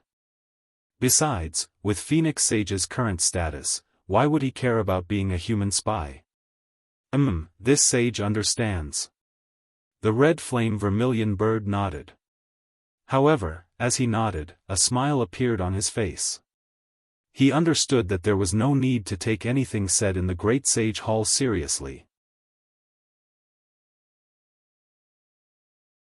Chapter 44-55. Are you still going to stop the Fortune Gates army? The great golden-winged roc asked with a faint smile. I'm not crazy. The red flame vermilion bird laughed. Why would I make you unhappy for no reason? Besides, the Taoist and Confucian cultivators on the hidden immortal continent are mortal enemies. Aren't the Fortune Gates disciples going to turn the hidden immortal continent upside down? Won't the Thousand Demons' sacred realm be able to take advantage of that? If that's the case. The great golden-winged roc ordered, Dragon Sage, pass down the Great Sage Hall's order. Don't stop the Taoists' army. Let them go back and find trouble with the Confucian cultivators. We'll continue to discuss the matter of Qijing. Yes, I understand. The mystic armored Pentaceratops nodded in agreement. Xiaofan accompanied Su Ji and Fairy Xingyu as they flew into the sky. Starlight once again appeared in the Thousand Demons' sacred realm. The Great Sage Hall's silhouette appeared majestic in the sky. Su Ji and Fairy Xingyu stopped and looked at the grand occasion that seemed to be right in front of them. How is that possible? Fairy Xingyu turned pale with fright. Heaven-defying Thunder Phoenix? The 7 Stars Great Sage from before? Why don't I have any records of him? Moreover, once the 7-star Great Saint enters the Great Sage Hall, he will immediately become the strongest expert of the demon race. The power structure of the entire Thousand Demons' sacred realm will change greatly. This is something that has never happened before in the Thousand Demons' sacred realm. Not only that. Su Ji's expression changed. Although the 6 great sages of the Great Sage Hall were powerful, they were not united. They fought for their own interests and rarely extended their hands out of the Thousand Demons' sacred realm. Now that the 7 great sages of the Great Sage Hall have become sworn brothers, won't they be expanding the Thousand Demons' sacred realm? Although the human race has a lot of people, our true strength is still incomparable to the demon race. The grudge between the Confucian cultivators and the Buddhist sect has not been resolved. If the demon race rises again, the 3 continents will not be peaceful in the future. Su Ji. After Su Ji finished speaking, Fairy Xingyu said, "You might not have been in the Thousand Demons' sacred realm before, but the 7 Stars Great Sage who entered the Great Sage Hall was more powerful than this." It was said that the Thousand Demons' sacred realm was filled with stars that illuminated the Thousand Demons' sacred realm for 81 days and nights. Although the stars had already passed by the time I arrived, the power of the stars and moon in the Thousand Demons' sacred realm is extremely powerful, far surpassing what I've seen. What? Far beyond what you can see? Xingyu, you mean? Su Ji almost didn't dare to believe his ears, and he said in shock, "You've never seen it in the celestial realm?" Not bad. Fairy Xingyu nodded affirmatively. This reminds me of some of the secrets of the Demon League that the Palace of Justice has. Hearing that this was a secret of the Palace of Justice, Su Ji frowned and only responded in a low voice, not asking any more questions. Fairy Xingyu also knew that these secrets could not be divulged. She only explained, "The Star of the Stars, the Saint of all Saints." I suspect that this 7 Stars Great Saint is not only the 7 Stars Great Saint, but also the so-called Saint of all Saints in the Demon League. Kill. Xiaohua's heart stirred, and he said, "Although I'm somewhat familiar with this heaven-defying Thunder Phoenix, and previously Bai Qingyu also obtained some of his main force, I didn't expect him to have such great achievements. If the 2 seniors have any misgivings, please allow me to go and kill him." No. Suji shook his head and said, even if the first great saint of the demon clan is the saint of all saints, it has nothing to do with us. We won't interfere in the affairs of the 3 continents. Of course, Xiaohua, if you think that this great saint will hinder the prosperity of the human clan and cause endless killing, you can go ahead and kill him. Fairy Xingyu looked at Xiaohua thoughtfully, as if pondering whether what Xiaohua said was true. Then, she shook her head and said, the Star of the Stars is a demon clan expert who possesses the power of the stars. Not only is his strength outstanding, but his luck is also on par with the stars. With the ability of the human clan, I'm afraid we can't get rid of him. Xiaohua, since you're familiar with him, you'd better be careful. Xiaohua heaved a sigh of relief and nodded. I understand. I'll try my best to befriend him. If he doesn't offend me, I won't touch him either. Let's go. This has nothing to do with us. Suji waved his hand and said, the ones with a headache should be Immortal Emperor Gochen and Vairocana revered Buddha. Suji was right. At this time, in the Thunder Temple, the Buddhas were silent. Whether it was bodhisattvas, arhats, or heavenly kings, they all put their palms together and looked at the Buddhist cloud in front of the Thunder Temple. At this time, the Buddhist cloud was a little dim. The endless heavenly flowers and Sanskrit chanting inside had long been blocked by the dazzling starlight. The Buddhist cloud was like a mirror, revealing the strange starlight of the 1,000 demons' sacred realm. Of course, the outline of the Great Sage Hall, which should have been the clearest, could not be seen at all. The heaven-defying Thunder Phoenix and the other 7 Saint Star demon bodies could not be revealed. The only thing the Buddhas could see was the endless starlight. The dazzling starlight only lasted for a moment. Then, a breeze blew, and the Buddhist radiance shone brightly, completely covering the starlight. The Vairocana revered Buddha's voice rang in the Buddha's ears, Amitabha. The radiance of the stars and the moon is the radiance of heaven and earth. Only my Buddhist radiance is the radiance of humanity. The radiance of the stars and the moon originates from nature, while the Buddhist radiance comes from one's own body. When the radiance of the stars and the moon enters one's body, no matter how strong one's strength is, it's only relying on external forces. The Buddhist radiance is one's foundation, one's own self. My Buddha. The Namo Wisdom Manjushri Bodhisattva put his palms together and said, Buddhism is formed by faith, and light is born from thoughts. Heaven and earth may change, but the Buddhist radiance is inexhaustible because of faith. Namo Amitabha. Namo Amitabha. The Buddhas lowered their brows and chanted. For a moment, the sky was filled with peanuts. Strands of faith power were born out of thin air and surged into the radiance behind the Namo Wisdom Manjushri Bodhisattva's head. After a while, the Namo Dipankara archaic Buddha said, Namo Amitabha. A few days ago, the 1,000 demons' sacred realm's 7 stars of the Big Dipper descended. According to the demon race's cultivation, a great sage descending. Previously, the Great Sage Hall already had 6 great sages. With this one, there should be 7 great sages. Namo Amitabha. The revered one is right. The Namo Mahatma Samantabhadra Bodhisattva put his palms together and replied, this 7th great sage is different from the previous 6 great sages. He caused the 7 stars of the Big Dipper to descend. According to the demon race's words, he's a 7 stars great sage. His strength should be 7 times that of an ordinary great sage. Speaking up to this point, the Namo Mahatma Samantabhadra Bodhisattva frowned and said, however, for the stars to shine today, and the entire 1,000 demons' sacred realm to be covered in starlight, it's really strange. Could it be that the 7th great sage had entered the Great Sage Hall and triggered the demon race's secret impartation? The starlight is 100 times more abundant than usual, and it also covers the 1,000 demons' sacred realm for 81 days and 81 nights. The overall strength of the demon race in the 1,000 demons' sacred realm has increased.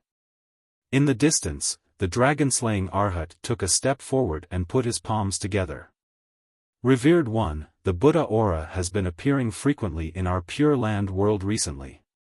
Not only has the Namo Wisdom Manjushri Bodhisattva and the Namo Mahatma Samantabhadra Bodhisattva returned to their positions, even the long-lost Namo Maitreya Buddha has descended in the Thunder Temple. It can be said that the Buddha aura is boundless and the Buddha aura is shining everywhere. If nothing unexpected happens, our Pure Land world's Buddhist sect has already taken the lead among the Buddhist, Confucian, and demon sects of the 3 continents. As long as we complete the sutra seeking extreme bliss, the hidden immortal continent will also be filled with Buddhist lotuses. When the hidden immortal continent is at its peak, the 1,000 demons sacred realm will no longer be a concern. However, the 1,000 demons sacred realm has a strange phenomenon today. It's actually a myriad of stars shining in the sun. I'm afraid that the day of the Buddha aura's descent into the 1,000 demons sacred realm will be delayed. In this disciple's opinion, the demon race must have sensed a crisis and used the secret technique of the Great Sage Temple to forcibly increase the overall strength of the demon race. Namo Amitba. The Namo Mahatma Samantabhadra Bodhisattva shook his head. Dragon-slaying sage, what you said seems to make sense, but I think that's not the case. Oh. Go ahead, Bodhisattva.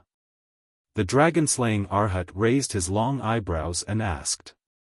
First of all, our Buddhist sect has no direct conflict with the demon race. Although our Buddha sect saves all living beings, it doesn't exclude the demon race. However, the demon race has always been stubborn and ignorant. They are far less intelligent than us humans. The glory of our Buddha aura has never covered the hidden immortal continent, so why should we be so ambitious and try to illuminate the 1,000 demons sacred realm? The Namo Mahatma Samantabhadra Bodhisattva explained. Secondly, the astronomical phenomenon of myriad stars shining in the sun is far from what an ordinary great sage of the demon race can do. This must be related to the 7th great sage, not some secret technique of the demon race. The dragon-slaying Arhat opened his mouth and wanted to refute, but he swallowed his words. He bowed and said, Namo Amitba, this disciple thanks the Bodhisattva for his teachings. Senior Brother Samantabhadra. The Namo Mahatma Samantabhadra Bodhisattva smiled again. The demon realm is the demon realm. My Buddha is in my heart. Why should I care if it's myriad stars shining in the sun? Yes, Junior Brother Manjushri is right. The Namo Mahatma Samantabhadra Bodhisattva nodded. This seat is concerned. Vaishravana. At this moment, Mahavarakana Buddha spoke. Did you hear anything? Vaishravana hurriedly said, Revered One, this disciple didn't hear it clearly, but vaguely, it should be the ranking of the 7 great sages of the demon race's Great Sage Temple. The current first great sage is no longer the golden-winged roc, but the heaven-defying thunder phoenix. The 5-colored seashell that used to be ranked 4th also fell to the bottom. What puzzles this disciple the most is that the 6 great sages of the demon race who have always been fighting each other to the death have become sworn brothers with the heaven-defying thunder phoenix. Oh! How can this be? The Namo Mahatma Samantabhadra Bodhisattva and the Namo Mahatma Samantabhadra Bodhisattva were stunned. Manjushri. The Namo Mahatma Samantabhadra Bodhisattva didn't seem to want to say more about this matter. Instead, he asked, where is the sutra seeking bliss now? Revered One. The Namo Mahatma Samantabhadra Bodhisattva hurriedly replied. It's already at the northern part of the Pure Land world, the peak of the South Sea. It won't take long before it crosses the sea and leaves the Pure Land world. Namo Amitba. We're halfway through the sutra seeking bliss. Don't make any changes. Be careful. This disciple understands. The Namo Mahatma Samantabhadra Bodhisattva smiled bitterly.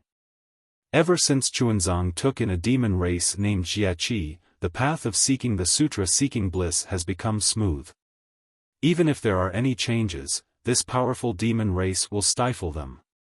As he spoke, the Namo Mahatma Samantabhadra Bodhisattva looked up at the Namo Mahatma Samantabhadra Bodhisattva. The Namo Mahatma Samantabhadra Bodhisattva nodded at the Namo Mahatma Samantabhadra Bodhisattva with a smile. Vaishravana Heavenly King, Vaishravana Heavenly King. The Namo Mahatma Samantabhadra Bodhisattva said, the situation in the 3 continents is very complicated. The 1,000 demon sacred realm and the 7 sages have become sworn brothers. The sutra seeking bliss is between the pure land world and the hidden immortal continent. The star moon palace that the humans and demons are searching for seems to be appearing as well.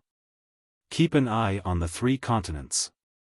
If there are any changes, report it immediately. Chapter 44-56. Yes, disciple understands. Heavenly King Vaishravana and Heavenly King Verpka placed their palms together and received the Buddhist edict. Namo Mahasabha, Samantabhadra Bodhisattva, stay behind. The rest of you, leave. Said the Dipankara archaic Buddha. Namo Amitba, Namo Amitba. As the Buddhas chanted, they gradually faded into the void, leaving only the Buddhist radiances and lotus shadows in the thunderclap temple. After the Buddhist radiances faded, the Namo Mahasabha, Samantabhadra Bodhisattva, bowed and asked, World Exalted One, may I know why you asked this disciple to stay behind? Let me ask you, that abstaining from eating. Where did it come from? The Dipankara archaic Buddha opened his eyes and asked calmly, when Xuanzang and his 3 disciples ascended the great snowy mountain, this disciple didn't exist. However, after descending from the great snowy mountain, this demon appeared. At that time, only you and the Namo Maitreya Buddha were on the great snowy mountain. I'm afraid you're the only one who knows the origin of abstaining from eating. The Namo Mahasabha, Samantabhadra Bodhisattva, smiled bitterly and said, World Exalted One, this disciple does know about this. However, this matter involves the Namo Maitreya Buddha, World Exalted One. May I ask the Namo Maitreya Buddha, World Exalted One?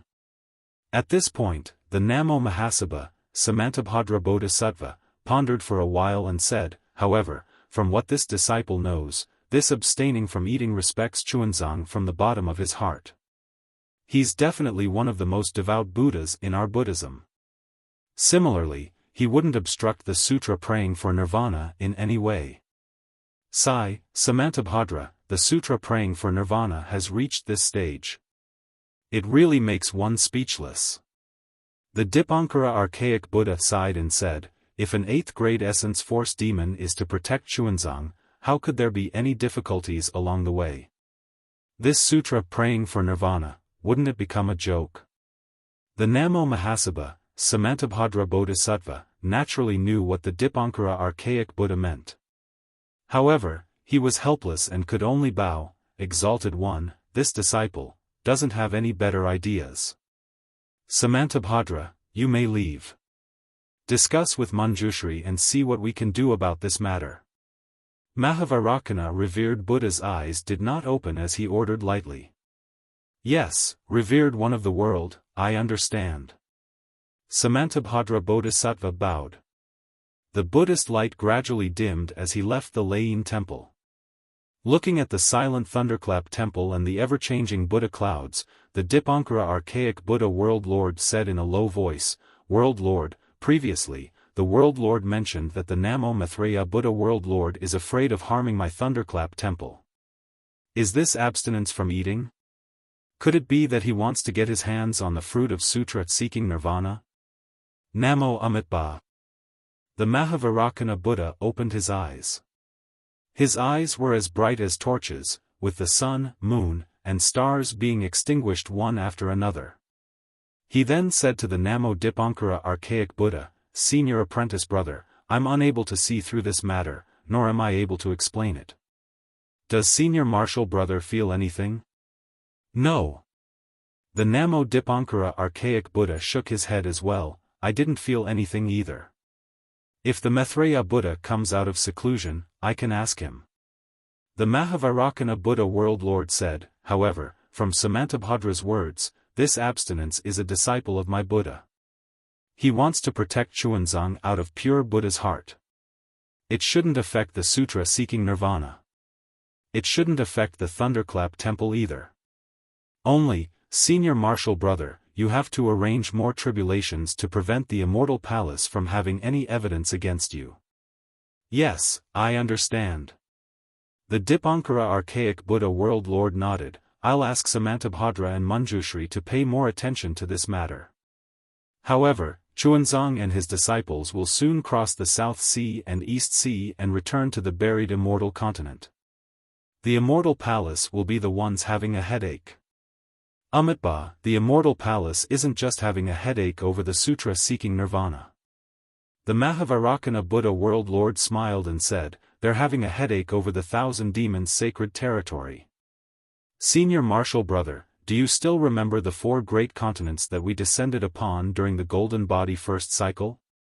The Dipankara archaic Buddha pondered for a while and asked, are you talking about the demon ancestor of the desolate era upper worlds?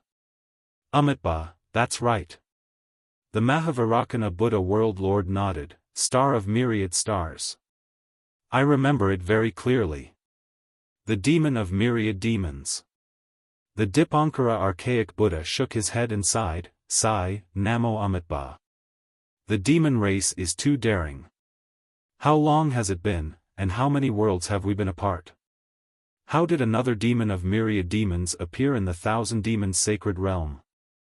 Wherever the demon of myriad demons goes, a sea of blood will be born, and vengeful souls will never cease to exist.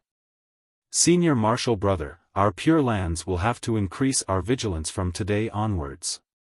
We might have to face the demon of myriad demons after the sutra praying in nirvana.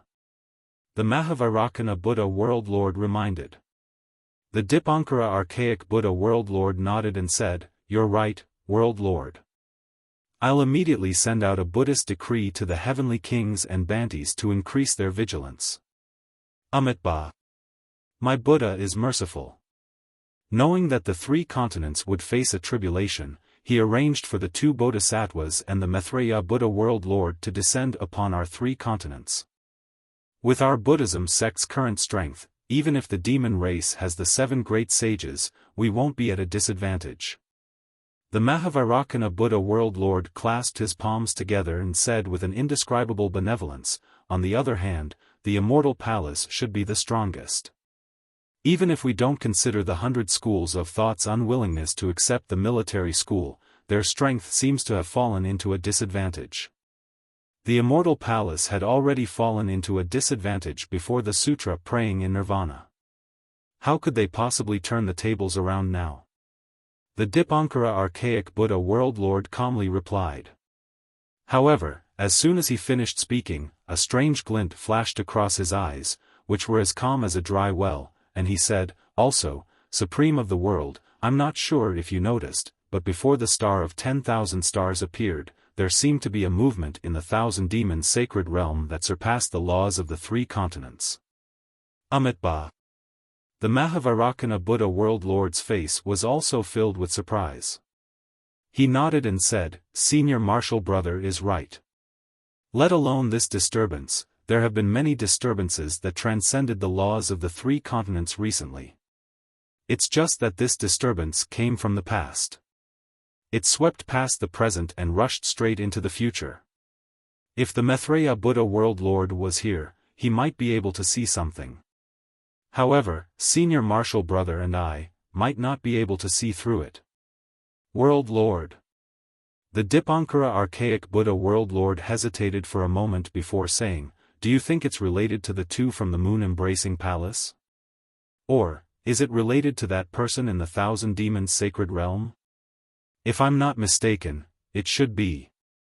The Mahavarakana Buddha world lord nodded and said, only the disturbance caused by those 2 could trigger the laws of the heavens and earth, allowing them to avoid our Buddhism mystical arts. Moreover, it said that the Star Moon Palace will appear in the 1,000 demons sacred realm's Crimson Earth River. It should be caused by those 2, right? However, those 2 have always kept a low profile and never caused any trouble in the 3 continents. Unless something special happened, they wouldn't use their mystical arts. As for that person in the Thousand Demons sacred realm, I feel that she doesn't have such a high cultivation. Of course, we can't rule out the possibility that she's arrogant and domineering, offending those two. Anyway, they're all in the Thousand Demons sacred realm. We don't have to be too concerned. Right now, the most important thing for our Buddhism sect is to complete the sutra praying in extreme bliss. Amitabha. My Buddha is merciful. I hope that those two will always be merciful. The Dipankara archaic Buddha world lords chanting spread far and wide within the spacious Thunder Sound Temple and didn't stop for a long time. If the Thunder Sound Temple's past Buddha Lord and present Buddha Lord could sense the movement of the stars in the Thousand Demons sacred realm, how could the Immortal Palace's Immortal Emperor Gochen not know? Within the Immortal Palace's Cloud Ascension Hall, the Immortal Emperor's mountain-like figure remained tall and straight on the huge golden throne. Hundreds of dragon-shaped destinies carried thousands of inscriptions around the golden throne. Although they seemed to be moving freely, they were also circulating in a mysterious trajectory. In front of the Immortal Emperor's eyes, a huge starry sky had just been concealed. The clouds surrounding the starry sky still had dazzling starlight flickering. It seemed like the myriad of stars in the Thousand Demons sacred realm had also covered the golden throne's radiance. Everyone. As the Immortal Emperor opened his mouth, the destinies around him immediately converged into his indomitable figure. However, his voice was still as deafening as thunder. It was obvious that the Immortal Emperor's current emotions were stirred up. You all have seen it. You all have also heard the clairaudience report. Do you all have anything to say? As he spoke, two faint golden lights flashed from the heaven and earth crown on the Immortal Emperor's head. It was obvious that the Immortal Emperor was looking around. Currently, within the Cloud Ascension Hall, other than Taibai Jinxing and the other civil officials, Heavenly King Qingyu, Heavenly King Fuyu, and the other generals, there was also the Nangong family's young master, Nangong Jingyin. Hearing the Immortal Emperor's words, the officials glanced at each other. Just as they were about to speak, Nangong Jingyin uncharacteristically took half a step forward and bowed. Your Majesty, this humble subject has something to say. The Immortal Emperor was clearly dazed. Taibai Jinxing and the others also frowned. After all, Nangong Jingyin wasn't considered an official of the Cloud Ascension Hall. Even if he wanted to speak, he had to wait for Taibai Jinxing and Heavenly King Qingyu to finish. Speak. The Immortal Emperor spoke. Your Majesty. Nangong Jingyin's square face revealed a trace of understanding. He said, this humble subject has read our Nangong family's books since young. Not only did I study the teachings of the human race, but I also dabbled in the inheritance of the beast race. Whether it was the 13 great saints of the beast race at their peak or the 2 great saints of the beast race at their weakest, this humble subject has some understanding of them. However, this humble subject has never heard of a 7-star great saint appearing in the beast race today. This humble subject remembers that the beast race once had a 2-star great saint who attracted the 7 kills star and knowledge star of the Southern Dipper into his body. This great saint of the beast race was called the heaven-flipping great saint and boasted that he could flip the heavens. That day, the beast race of the Thousand Beasts sacred realm rebelled. Our Immortal Palace sent Fu Hai Heavenly King, Pingyao Heavenly King, and Ji Peng Heavenly King to suppress them. Our immortal soldiers and generals were unstoppable and fought all the way to the Great Sage Palace of the Thousand Beasts sacred realm. The only 2 great sages of the Great Sage Palace went to stop the 3 heavenly kings. The Immortal Palace Lord Zi Wei Immortal Emperor and the Tai Ching Palace Lord appeared to face the enemy. The 4 supreme cultivators of our 3 continents fought for 3 days, and that heaven-flipping great saint's power actually surpassed Zi Wei Immortal Emperor. He used the power of 2 stars to injure Zi Wei Immortal Emperor and then joined forces with another great saint to destroy the Tai Ching Palace Lord's main body. Since that battle, our human race knew that the 2-star great saint of the beast race was more than a level stronger than normal great saints. Of course, this battle happened a long time ago, and this humble subject doesn't know if anyone still remembers it. Today, this new great saint of the beast race actually attracted the 7 stars of the Big Dipper. He's probably even stronger than heaven-flipping great saint.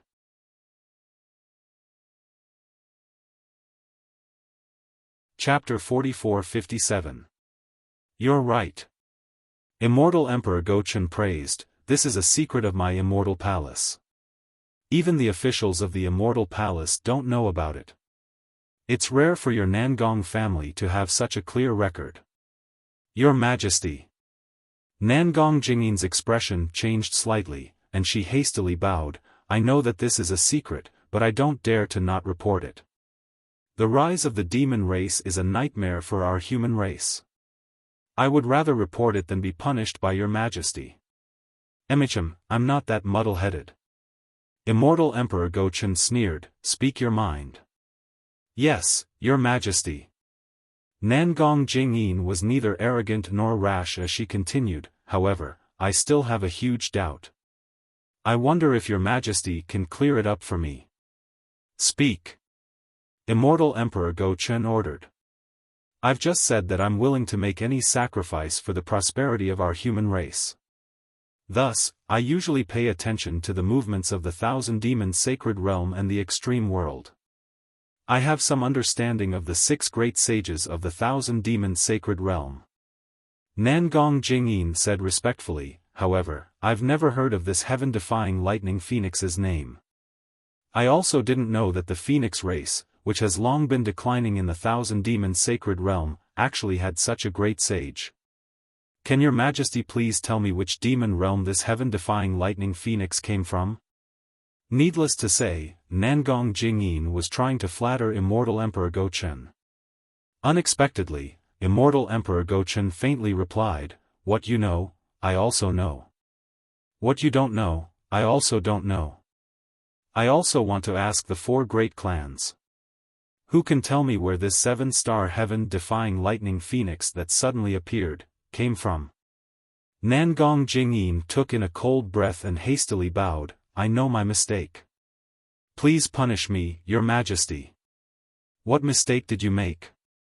If you're guilty, then wouldn't I be even more guilty? Immortal Emperor Go-Chun was clearly a bit angry as he said coldly. Just like what Virokana Revered said, the appearance of the heaven-defying lightning phoenix was a huge blow to the Confucian cultivators of the hidden immortal continent. I. Nangong Jingyin's forehead were already covered in cold sweat. The feeling of flattering the Emperor Go-Chun was truly uncomfortable. Young Master Nangong. Taibai Jinxing, who was beside him, said, when we entered the hall, this old man heard you say that you had come to the Hall of Fragrance to meet the East Sea Empress. It's getting late now. Aren't you going to greet her? Nangong Jingyin let out a sigh of relief and hurriedly said, Your Majesty, this lowly subject doesn't know much about the court and was only speaking off the cuff. Please forgive this lowly subject's crime on account that this lowly subject is wholeheartedly thinking for the human race. I came to the Lingyun Palace to report to His Majesty and pay my respects to the Celestial Empress in the Hall of Fragrance. Go. Immortal Emperor Go-Chun didn't say much and ordered. Thank you, Your Majesty. Nangong Jingyin got up and turned to look at Taibai Jinxing. Her eyes were filled with gratitude as she left in a hurry. Before Nangong Jingyin could leave, Fuyue Heavenly King sneered. A brat dares to show off in front of me? Geezer Taibai, you are making things up. I want to see how this brat is going to deal with this. Taibai Jinxing innocently waved his horsetail whisk and replied, I don't dare to make things up in front of His Majesty. He came to pay respects to the Celestial Empress. Damn it, why is he paying respects to the Celestial Empress for no reason? Fuyue Heavenly King snorted. Truly a weasel paying respects to the chicken. Qing Yu quickly interrupted Fuyue Heavenly King and said to Immortal Emperor Go-Chun. This lowly subject has 3 questions. Your Majesty, please tell Heaven's secret hall to quickly investigate. Speak. Although immortal Emperor Go Chen's face couldn't be seen clearly, this one word contained a myriad of thunderbolts. He was probably pissed off by Fuyue Heavenly King. Firstly, the origin of this heaven-defying lightning phoenix. Secondly, what exactly was that constellation transit just now? Thirdly, why did the Great Sage Hall's five-colored sea god shell suddenly drop from the fourth Great Sage to the seventh Great Sage? Qing Yu explained in detail. As long as Heaven's Secret Hall can investigate these three matters, the situation in the Thousand Demon Sacred Realm will be clear. Immortal Emperor Gochen nodded and said, "Summon Heaven's Secret Hall's Xie Xian. This lowly subject is here." A voice came from outside the Overcloud Palace. Then, the Heavenly Secret Hall's Palace Master Xie Xian appeared in front of everyone. "Did you hear what Heavenly King Qing Yu said?" Immortal Emperor Gochen went straight to the point. Xie Xian bowed and said, "This lowly subject knows. This lowly subject has already sent elite disciples to the Thousand Demon Sacred Realm. They will return in a few days."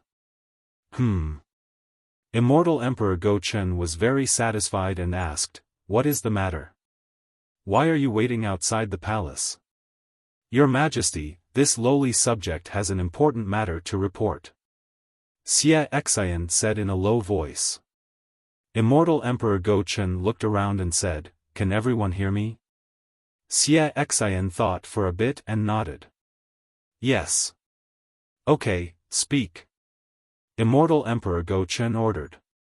"Your Majesty, this lowly subject has three important matters to report.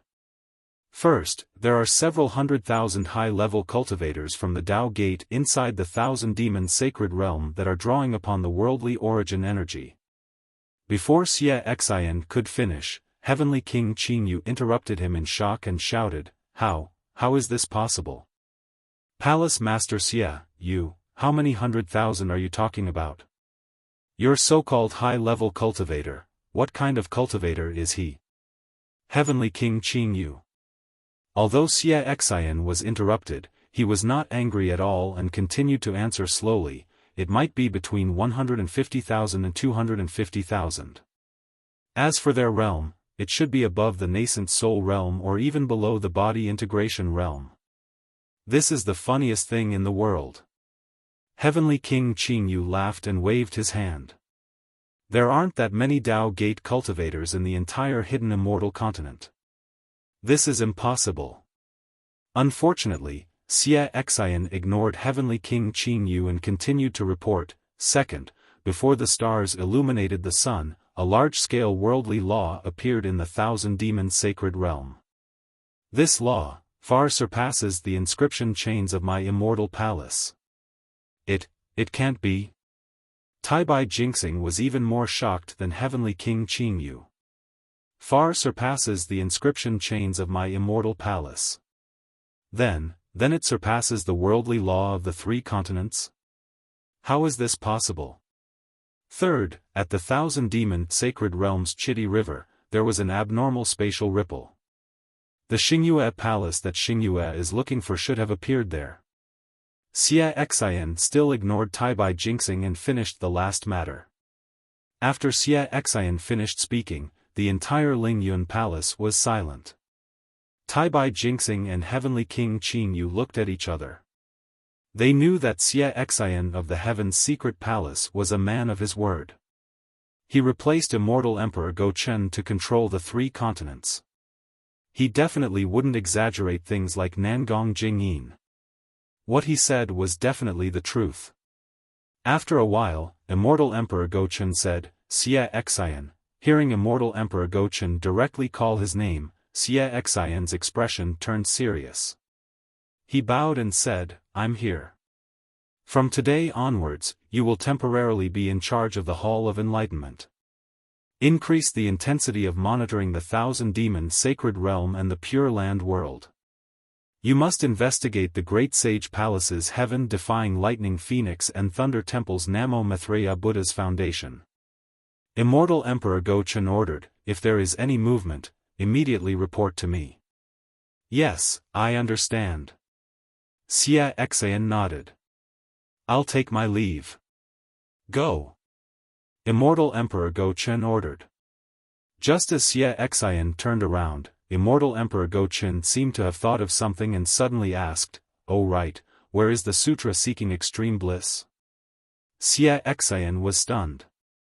He could only stop and report, "Your Majesty, according to what I know, Chun Zong and his group have already reached the northern part of the Pure Land world. They're about to cross the Eastern Sea." "Oh, that's pretty fast." Immortal Emperor Go Chen nodded. "Of course it's pretty fast." Xie Xian smiled and said, "Chun Zong took in a demon around the 8th level essence force. How many Taoist cultivators in this world are his match? What's the origin of this chastity ring? You still haven't found it?" Immortal Emperor Go Chen asked unhappily. Xie Xian hesitated for a bit and whispered, "This matter belongs to the Hall of Enlightenment." Xie Xian stopped here and lowered his head. "I understand. I'll send more people to let your Majesty know. Who else wants to interfere with the sutra seeking extreme bliss? Why don't we just look for Zhenhan and ask her?" Taibai Jingxing frowned and asked in a low voice. "That's right." Immortal Emperor Go Chen nodded, "Send someone secretly to ask." "Yes." Xie Xian left after saying that. Immortal Emperor Go Chen looked at Taibai Jingxing and said, "Minister, since the sutra seeking extreme bliss is at Burial Immortal Continent, the responsibility is on us Confucian cultivators. If you have time, go take a look and make sure nothing goes wrong." "Yes, I understand." Taibai Jingxing nodded without hesitation. "I'll go to the Eastern Sea to deal with the heavenly protector of the Buddhist sect." Immortal Emperor Go Chen nodded and looked at Heavenly King Qingyu. "Heavenly King Qingyu, the 7 great saints of the demon race have sworn brotherhood. Regardless of whether it's just a formality, it's undeniable that the unity of the great saints of the 1,000 demons sacred realm is unprecedented. If nothing goes wrong, the demon race will stabilize and they'll think of making a move. Our 1,000 demons sacred realm will be the first to be affected. Regardless of whether the hundreds of thousands of Taoist cultivators are primordial chaos ancestors' subordinates, our immortal palace must be prepared for war." "Yes, I understand." Heavenly King Qingyu cupped his fists and said, "I'll prepare the troops after the court session ends." "Your Majesty." Taibai Jingxing hesitated for a moment as if he was thinking. Then, Taibai Jingxing said, "Since perfected cultivator Qing Yuan was mysteriously killed, the position of General of the Sun Palace has been vacant. Our immortal palace needs a general who can fight in battles. What do you have in mind, Your Majesty?" Sigh, perfected cultivator Qing Yuan's disappearance is strange. I can't find him even with the supreme heavenly mirror. Immortal Emperor Go Chen sighed, "I haven't thought about the position of General of the Sun Palace." "Oh, since my beloved subject mentioned this, does my beloved subject have any suggestions?"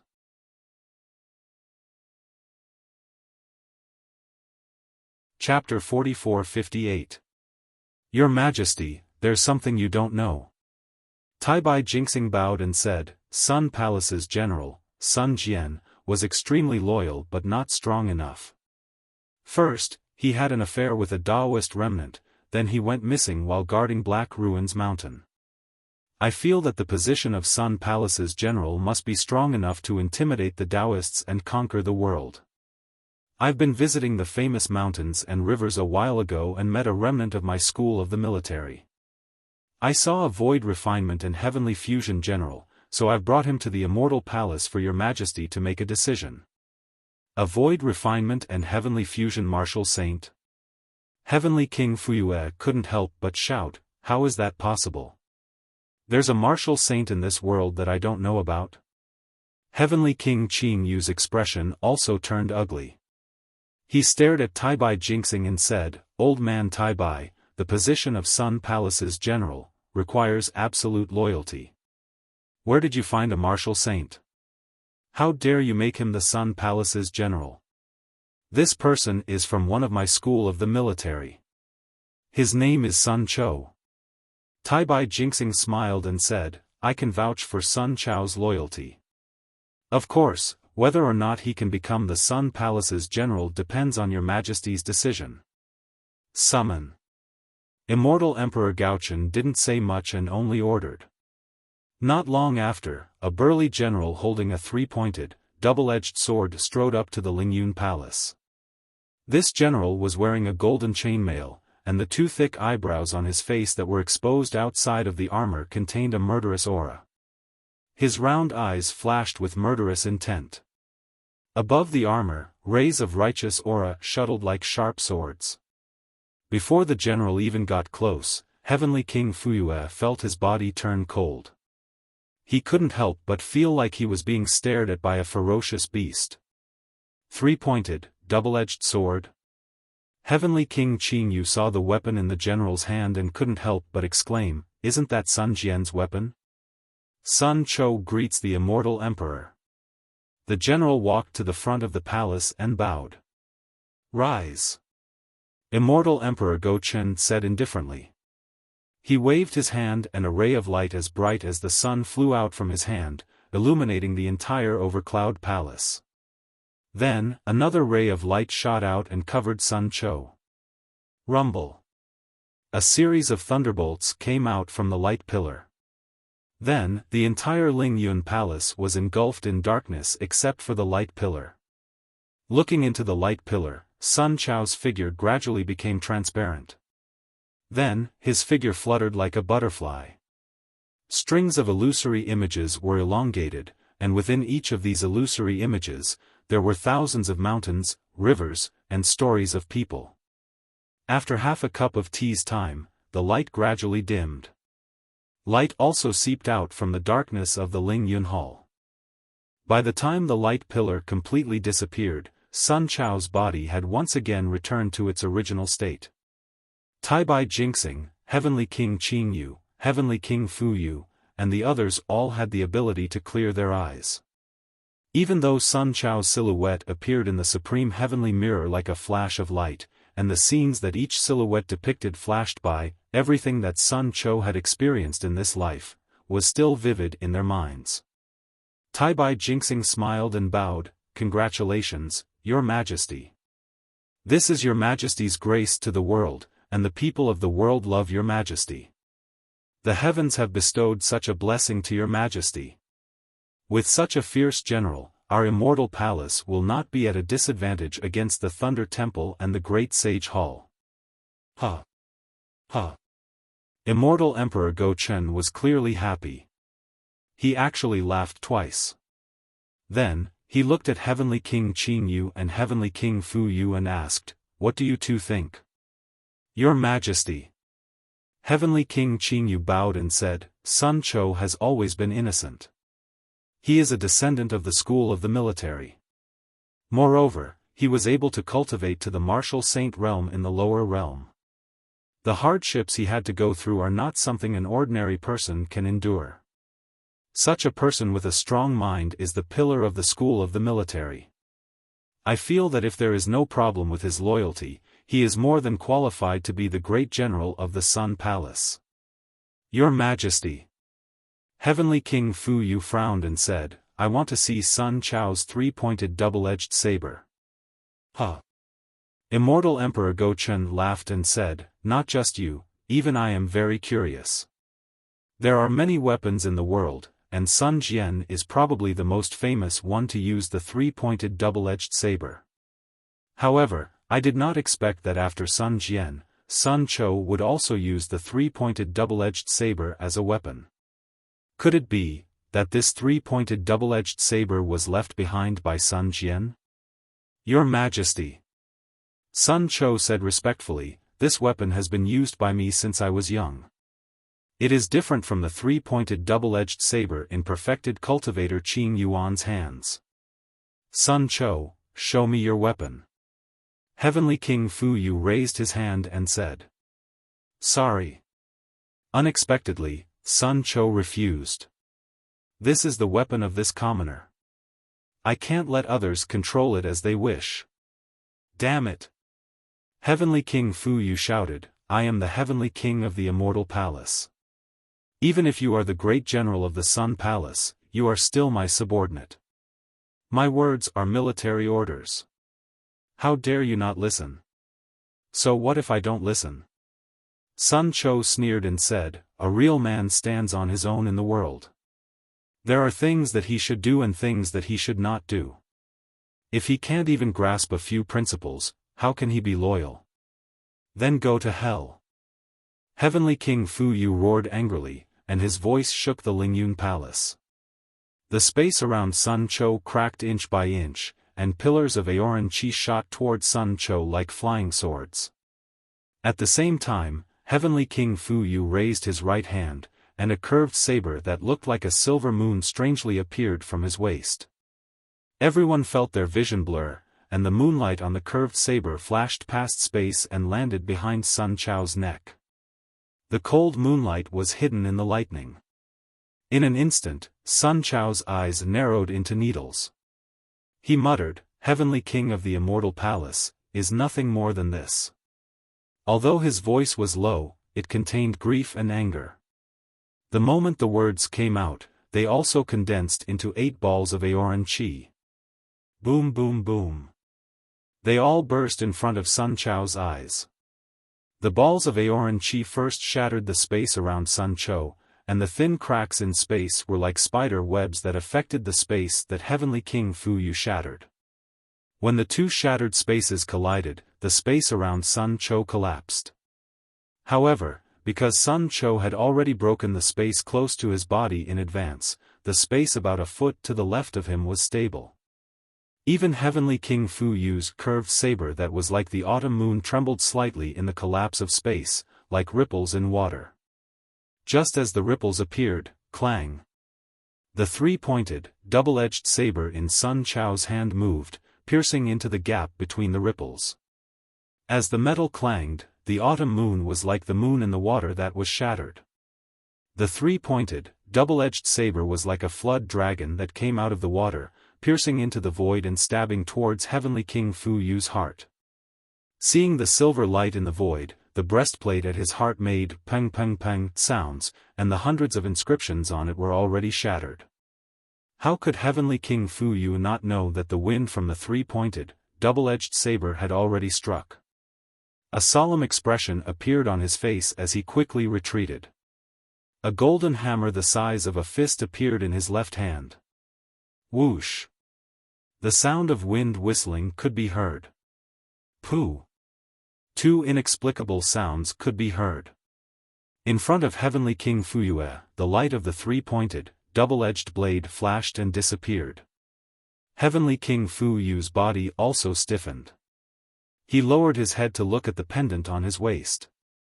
There were already cracks on it. When Heavenly King Fu Yu raised his head, Sun Cho was already standing there with the three-pointed, double-edged saber in his hand.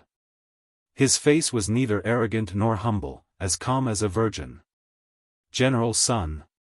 Heavenly King Fu Yu smiled bitterly, I only wanted to see if your three-pointed, double-edged saber was the same as Sun Jian's. You don't have to put me on the spot like this, do you? My apologies. Sun Cho said indifferently, this is my first time in the Immortal Palace, so I do not know the etiquette. Please forgive me, Heavenly King. Forget it, forget it. Heavenly King Fu Yu waved his hand and said self-deprecatingly, a great person does not hold a grudge against a lowly person. If you say so, what else can I say?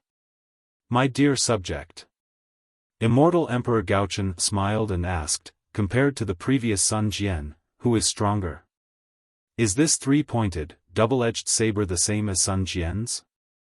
Your Majesty. Heavenly King Fu Yu smiled bitterly, do I even need to say this?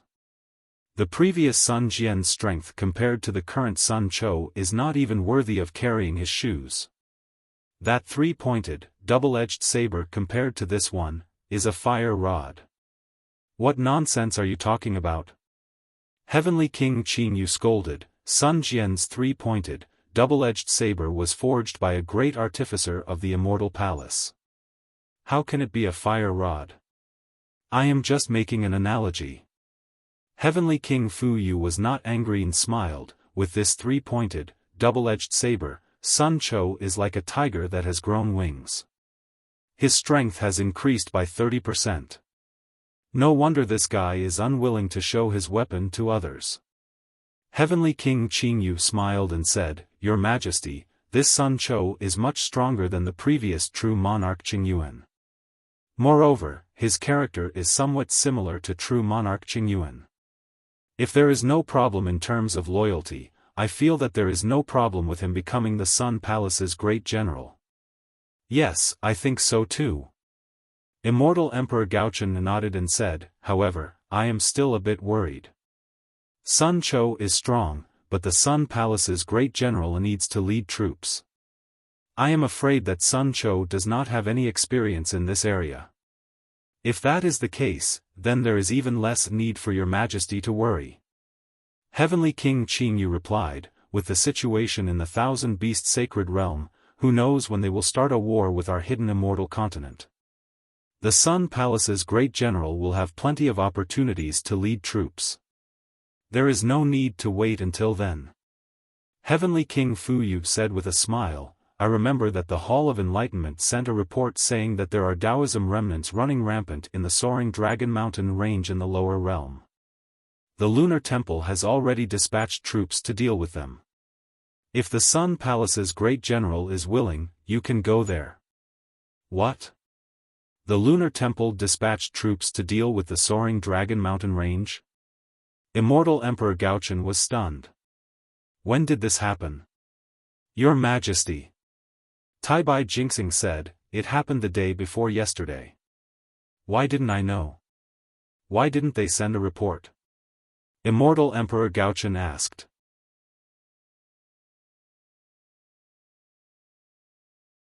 Chapter 44-59. Taibai Jingxing was taken aback by Immortal Emperor Gaochen's rebuke. He smiled wryly and said, Your Majesty, you have 1,000 things to attend to every day and control the foundation of our human race for millions of years. There are too many things that require your Majesty's attention, so there is no need to report such a trivial matter. After receiving the report from the Hall of Enlightenment, the Lunar Temple has already sent out their troops. After they sent out their troops, this lowly official has already approved the reports that they sent out. Huh. Immortal Emperor Gaochen chuckled and said, I'm also confused by the Thousand Demons Sacred Realm. Taibai Jingxing. Yes, Your Majesty. Taibai Jingxing said anxiously. Write a decree for Sun Cho to temporarily assume the position of Sun Palace's great general. Announce it to the world when he has military merits. Immortal Emperor Gaochen ordered. I understand. Taibai Jingxing bowed and said. Sun Cho hurriedly bowed and said, Thank you, Your Majesty. Okay, General Sun, wait at the side. I still have some things to ask you about the military family's descendants after the discussion. Immortal Emperor Gaochen ordered. I understand. Sun Cho stood up and stood beside everyone. Then, Immortal Emperor Gaochen discussed the Immortal Palace and the hidden Immortal Continent with Taibai Jingxing and the others. However, Sun Cho was obviously absent-minded as if he had something important on his mind. After the discussion, everyone dispersed. Immortal Emperor Gaochen looked at Sun Cho, who was frowning, and raised his hand. Boom! The entire heavenly palace surged and changed again. A study-like palace appeared. At this moment, Immortal Emperor Gaochen's huge body had returned to normal. The golden brilliance faded away, revealing his original appearance. Oh! Sun Jian. Immortal Emperor Gaochen stood up from his golden chair and walked to Sun Cho. He said curiously, You look like, you have something on your mind? Sun Cho was obviously Sun Jian, who had disguised himself. Sun Jian, who was proficient in the 9 transformations, could easily disguise himself as Sun Cho. Under Immortal Emperor Gaochen's disguise, how could the illusion realm in the Supreme Heavenly Mirror be real? Sigh, Your Majesty. Sun Jian sighed and said, When I return to the Immortal Palace, the first thing I told your majesty was that you don't have to worry about the Taoism cultivators for now. Especially that place called the Soaring Dragon Mountain Range. No matter what happens, your majesty must wait and see. After all, Xiaohua of the Tao sect. At this point, Sun Jian hesitated. This Xiaohua. Immortal Emperor Go Chen's brows furrowed as he asked, even if it's as you say, he's only a human Grand Ascension stage being. Even if he founded the Fortune Gate, how can it compare to the Immortal Palace? Your Majesty. Sun Tian said with a wry smile, I've said what I can say. Your Majesty, please don't embarrass me for what I can't say. I'm loyal to your Majesty and the Immortal Palace. Similarly, I have to make some compromises for some things without affecting your Majesty's safety. Yes, I understand. Immortal Emperor Go Chen nodded. A loyal person with his own principles is a true loyal person. However, the matter of the Soaring Dragon Mountain Range. I truly didn't know about it. It was my slip of the tongue, and I also made you break your promise. Sigh. Sun Jian sighed. Since they've already sent out their troops, it's no longer appropriate for me to go out and stop them. Even His Majesty could not change his orders. I can only wait for an opportunity in the future to explain to Xiaohua. I hope he can understand. If it's possible. Immortal Emperor Go Chen smiled, you should also express my goodwill. Xiaohua was able to save you, and he is indeed a benevolent person. You didn't get to know him in vain. Your Majesty is wrong. Sun Tian corrected, a cultivator like Xiaohua still needs your Majesty to personally recruit him. If I could recruit him, why would I wait until now? Oh, right. Immortal Emperor Go Chen smiled when he heard Sun Jian describe Xiaohua as a rare person. He felt that Sun Jian was making a mountain out of a molehill, so he changed the topic and asked, what's the progress on Sun Hao's matter? Sun Jian and Immortal Emperor Go Chen's thoughts were completely opposite. He felt that Immortal Emperor Go Chen was too dismissive. However, he couldn't say anything more to Immortal Emperor Go Chen, so he could only reply, Your Majesty, there are some clues. However, these clues don't seem to be much. It seems like there are traces of the gray serpent worm thread. However, when I really investigated it, there were actually too many clues. I simply couldn't find the source. There are only a few literary stars in the Immortal Palace. Immortal Emperor Go Chen's face became gloomy. Why can't you find it? Your Majesty. Sun Jian smiled bitterly. However, all the literary stars are my seniors. Moreover, I can't expose my whereabouts, so naturally, it's not easy to find. Also, who knows if the one who occupied Sun Hao's body was a literary star in the Immortal Palace or a literary star in the hidden Immortal Continent? Maybe it's a ploy by some aristocratic family to divert the disaster. Humph, there are only a few people who can covet my position. Immortal Emperor Go Chen snorted and said, actually, even if you don't say it, I can guess who it is. Unfortunately, that Sun Hao is too cunning. I only borrowed the power of the 3 provinces of thunder. The moment I saw him, he immediately realized it and didn't allow me to attack. He immediately self-destructed. He didn't give me a chance at all. Your Majesty. Sun Jian reminded, you must be careful. Sun Hao knows your Majesty's methods very well. His self-destruction was completely aimed at your Majesty's magic power. Even with the power of the Supreme Heavenly Mirror and your Majesty's method of controlling the hidden Immortal Continent, you still couldn't find his secret. It shows how well your Majesty's enemy knows your Majesty. Alas, you're absolutely right. Immortal Emperor Go Chen sighed and said, the people who know themselves the best are not those who love themselves, but those who hate themselves. This principle is unbreakable throughout the ages. It's a pity that I don't have much time left. Sun Jian said regretfully, perhaps it won't be long before that person discovers my secret. At that time, I won't be able to investigate it anymore. Immortal Emperor Go-Chen was stunned and asked curiously, Sun Jian, what do you mean? Didn't I let you temporarily take over the position of the Sun Palace's great general to give you some leeway to create a false impression for that person? Sun Jian smiled and looked at Immortal Emperor Go-Chen, saying, Your Majesty, do you think that with the Maitreya Buddha, the Thunder Temple's strength will surpass my immortal palace? With the addition of a 7 stars great saint, the great sage temple's strength will surpass my immortal palace? If it was someone else, Immortal Emperor Go-Chen wouldn't reveal his true feelings. However, facing Sun Jian, he showed a bitter expression and replied, Yes, if the demon race and the Buddha sect had one more pure 9th level essence force expert, I wouldn't be so distressed. However, the Maitreya Buddha of the Thunder Temple is one of the 3 great Buddha lords. The heaven-defying Thunder Phoenix of the Great Sage Temple is a 7 stars great saint. Their influence is incomparable to that of an ordinary 9th level essence force. At this point, Immortal Emperor Go-Chen thought of something and smiled. Of course, I didn't expect that not only would you return safely, but you would also miraculously cultivate to the Wisdom Saint realm. Although you didn't want to reveal the secret to me, I am very happy that I have you, perfected Lord Qing Yuan, who is comparable to the Thunder Temple's Maitreya Buddha of the Thunder Temple. Your Majesty's words are somewhat insincere. Sun Jian's strength had improved by leaps and bounds, so he didn't hesitate to speak frankly in front of Immortal Emperor Go-Chen.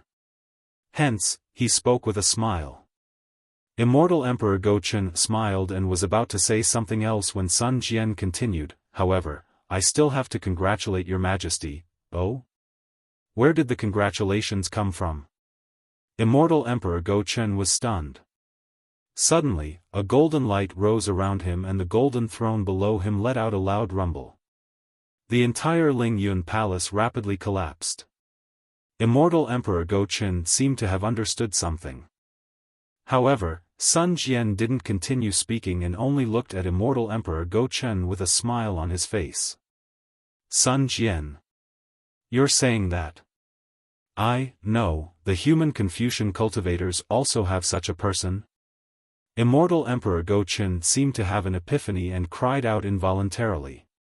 Yes. How could I be confused? If you want to cultivate to the Wisdom Saint realm, you must have someone to guide you.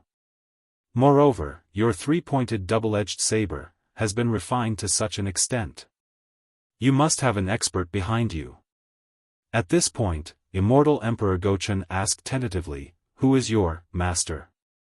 Can he come to the Immortal Palace? Your Majesty. Sun Jian smiled and said, I don't know if this expert will come or not. However, I know that your Majesty must invite him. He is more important to the Immortal Palace than the Maitreya Buddha of the world to the Thunder Temple. Yes, of course, I must invite him. Immortal Emperor Go-Chen frowned again because he knew very well what the Maitreya Buddha of the world meant to the Thunder Temple. He didn't know who else could be so important to the Immortal Palace. Sun Jian was waiting for this moment. He smiled and asked, Your Majesty, you must know the true scholar, right? Of course. Immortal Emperor Go-Chen said disapprovingly, Wasn't he created by Sun Yu and Xin? At this point, Immortal Emperor Go-Chen stood there in a daze. He was in disbelief and even stuttered. He no longer had the composure of an immortal emperor and asked, You mean, what Shenru wanted to do, that master has already done it? Sun Jian didn't answer. He raised his hand and slapped the top of his head. Boom! 5-colored true qi gushed out and turned into 5-colored clouds above his head. Each cloud was like a lively flame. A kind of vitality seeped out from the clouds. It was far beyond the 5-colored true qi of ordinary Confucian cultivators. Immortal Emperor Go-Chen couldn't sit still anymore. Whoosh! He flew up and landed on top of Sun Jian's head. His eyes flashed with a golden color. Golden eyes. Only the Sun family of the Immortal Palace could cultivate the clear eyes technique. Immortal Emperor Go-Chen looked for a while and calmed down a little. He slowly flew back to his golden seat and stared at Sun Jian. Did Xin's Tian Xin fall into his hands? Princess Xin? Sun Jian was stunned and shook his head. I don't know.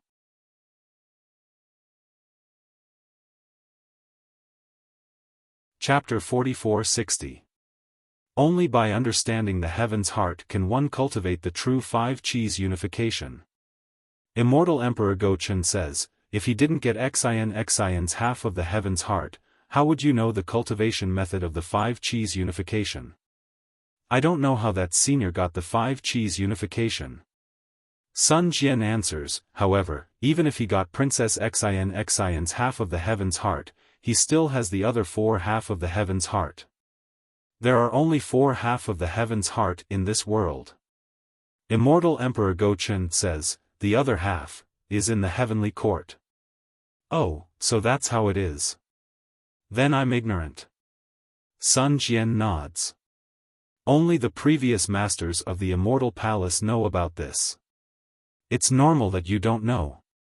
Immortal Emperor Go-Chun laughs. Seeing Immortal Emperor Go-Chun laugh, Sun Jian understands and answers, I'll explain this to that senior. That's what you said, it has nothing to do with me. Immortal Emperor Go-Chun's eyes flash with fervor and asks, what I'm concerned about is this five Qis unification. I've already asked that senior before returning to the immortal palace. Sun Jian says. Immortal Emperor Go-Chun looks at Sun Jian's mouth and really wants to take the words out of his mouth. However, he already has a premonition in his heart. After all, Sun Jian has already displayed the five Qis unification in front of him. Sun Jian says word by word, that senior agreed for me to return the five Qis unification to the Confucian cultivator. After all, this five Qis unification was originally a lost cultivation method of the Confucian cultivator. Good. Immortal Emperor Go-Chun claps his hands and laughs. With the five Qis unification, why would I fear the demon race? However, Sun Jian says, I feel that cultivation methods are dead, but people are alive. Although this senior doesn't care about fame and fortune, the ancients are still willing to spend 1,000 gold coins to buy horse bones. Your Majesty, why can't you invite this senior to my immortal palace? Of course, of course. Immortal Emperor Go-Chun makes up his mind and says, what's this senior's name and where is he now? I'll go down to the lower realm to search. This. Sun Jian hesitates again. Actually, he wants to recommend Xiaofan. However, he also understood that Xiaofan believed that he was a Taoist cultivator and that it was impossible for him to come to the immortal palace. At this time, he revealed the five Qis unification's cultivation method because he heard the news about the heaven-defying Thunder Phoenix and the Maitreya Buddha. On the three mainlands, other than Xiaofan and the Fortune Gate's disciples, no one knew more about the heaven-defying Lightning Phoenix and Maitreya Buddha than him. Since Feng Wu and Subhuti could go to the Great Holy Hall and Lightning Tune Temple, why couldn't Wen Chu come to the Immortal Palace? Therefore, Sun Wu hesitated for a moment before he smiled and said, this senior's name is Wen Chu.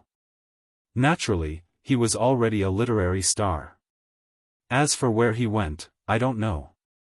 However, your Majesty should know that the day this senior appears will be the day I reveal myself. I hope to stall for as long as possible. Wen Chu? Good name.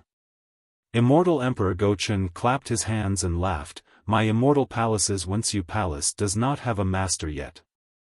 What do you think if I invite him to be the master of the Wen Chu Palace?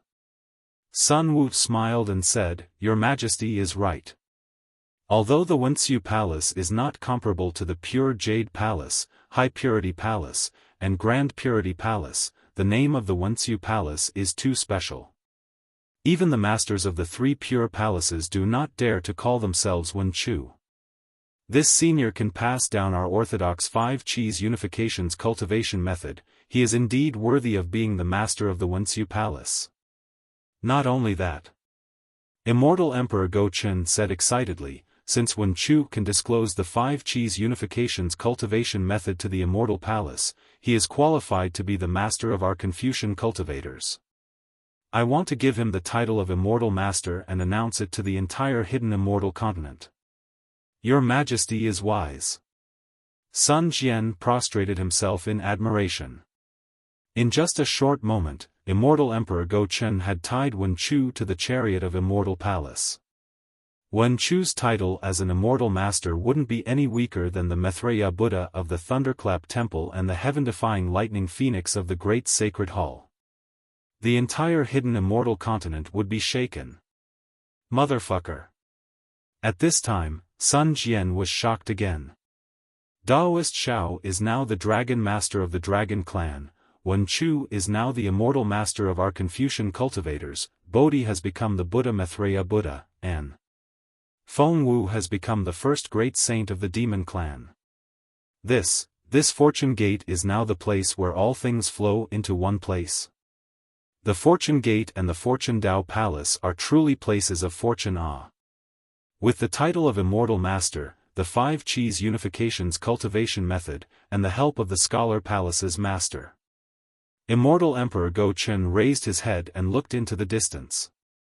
He said meaningfully, not to mention the 4 great clans, even the 100 schools of thought, will have to listen to the orders of my school of the military. Sun Jian, you are truly my lucky general. Sweat. Seeing Immortal Emperor Go Chen's plan, Sun Jian's face was covered in sweat. Although he was a famous commander and was unparalleled in judging the situation on the battlefield, when it came to power struggles, how could he see as far as Immortal Emperor Go Chen? He only wanted to gain some benefits for Xiao Hua, but he didn't expect Immortal Emperor Go Chen to want even more. As the saying goes, there is no such thing as a free lunch in the sky. Whether it was Immortal Master or the Scholar Palace's master, they were not for nothing. At this moment, Sun Jian was almost regretting his decision. He was afraid that Xiao Hua and Wen Chu wouldn't agree. However, before he could say anything, Immortal Emperor Go Chen suddenly stopped and slapped the golden throne. A palm-sized golden leaf flew out. Immortal Emperor Go Chen looked at it and said angrily, "Your hair is long but your knowledge is short. How can you do this at a time like this?"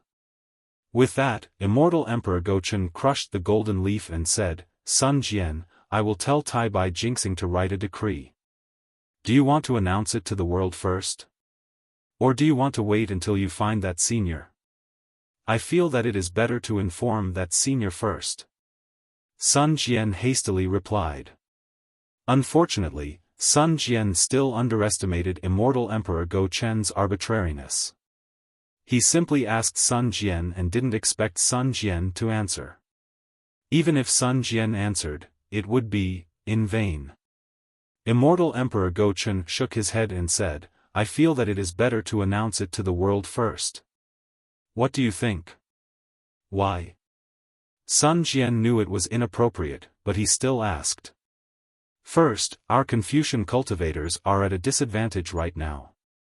The demon race and the Buddhist sect both have leaders.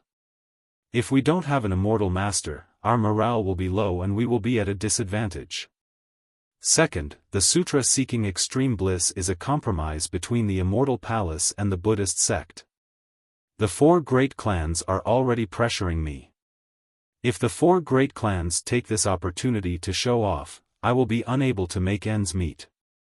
It is better to use this to attract the attention of the 4 great clans. Third, if you ask and Wen Chu doesn't come, won't I be happy for nothing? But, what if your Majesty issues the decree and Wen Chu still doesn't come?" Sun Jian was worried. What is done cannot be undone. Immortal Emperor Go Chen smiled and said, "The 5 energies origin method. Can't you teach it? I only need this gimmick. Whether Wen Chu enters the literary palace or not, it doesn't matter." Immortal Emperor Go Chen's golden chair shook again and another golden leaf flew out. Immortal Emperor Go Chen reached out and caught it. He casually looked at it and crushed it. Then, he looked at Sun Jian and said, "Just now, the divination hall sent a message. In their surveillance, not only did they discover the stars in the Thousand Demons' sacred realm, but they also found a huge amount of heaven and earth origin energy flowing in the Thousand Demons' sacred realm. The divination hall deduced that there are hundreds of thousands of high-level cultivators channeling their magic power there. Sun Jian, I remember that the Grand Mist Ancestor didn't have that many disciples under him? Immortal Emperor Go Chen's words seemed casual, and he only mentioned the Grand Mist Ancestor. However, Sun Jian knew that Immortal Emperor Go Chen had an ulterior motive. He was probing Xiao Hua's strength. Sun Jian was a bit conflicted. He had already told Immortal Emperor Go Chen about Xiao Hua's goodwill. However, it was obvious that Immortal Emperor Go Chen didn't care too much about Xiao Hua's goodwill. After all, on the hidden immortal continent, the Tao Gate was weak. Even someone as strong as the Grand Mist Ancestor wasn't in Immortal Emperor Go Chen's eyes. Although Xiao Hua's rise was like the rising sun, Immortal Emperor Go Chen didn't take him seriously. Sun Jian was also prepared to slowly reveal Xiao Hua's power and fulfill his promise with Xiao Hua. However, Xiao Hua suddenly caused such a big commotion in the Thousand Demons' sacred realm. Although Sun Jian didn't know what Xiao Hua did, how could the appearance of hundreds of thousands of high-level Tao Gate disciples be a small matter? Although the Sky Secret Hall might not know about this matter now, they would know sooner or later. Instead of being passive at that time, it was better to tell Immortal Emperor Go Chen now. Thus, Sun Jian thought for a while and said, "Your Majesty, regarding the appearance of hundreds of thousands of high-level Tao Gate disciples in the Thousand Demons' sacred realm, it shouldn't be the Grand Mist Ancestor's doing. If I'm not mistaken, I think it has something to do with Xiao Hua." Immortal Emperor Go Chen was obviously stunned. He looked at Sun Jian in disbelief.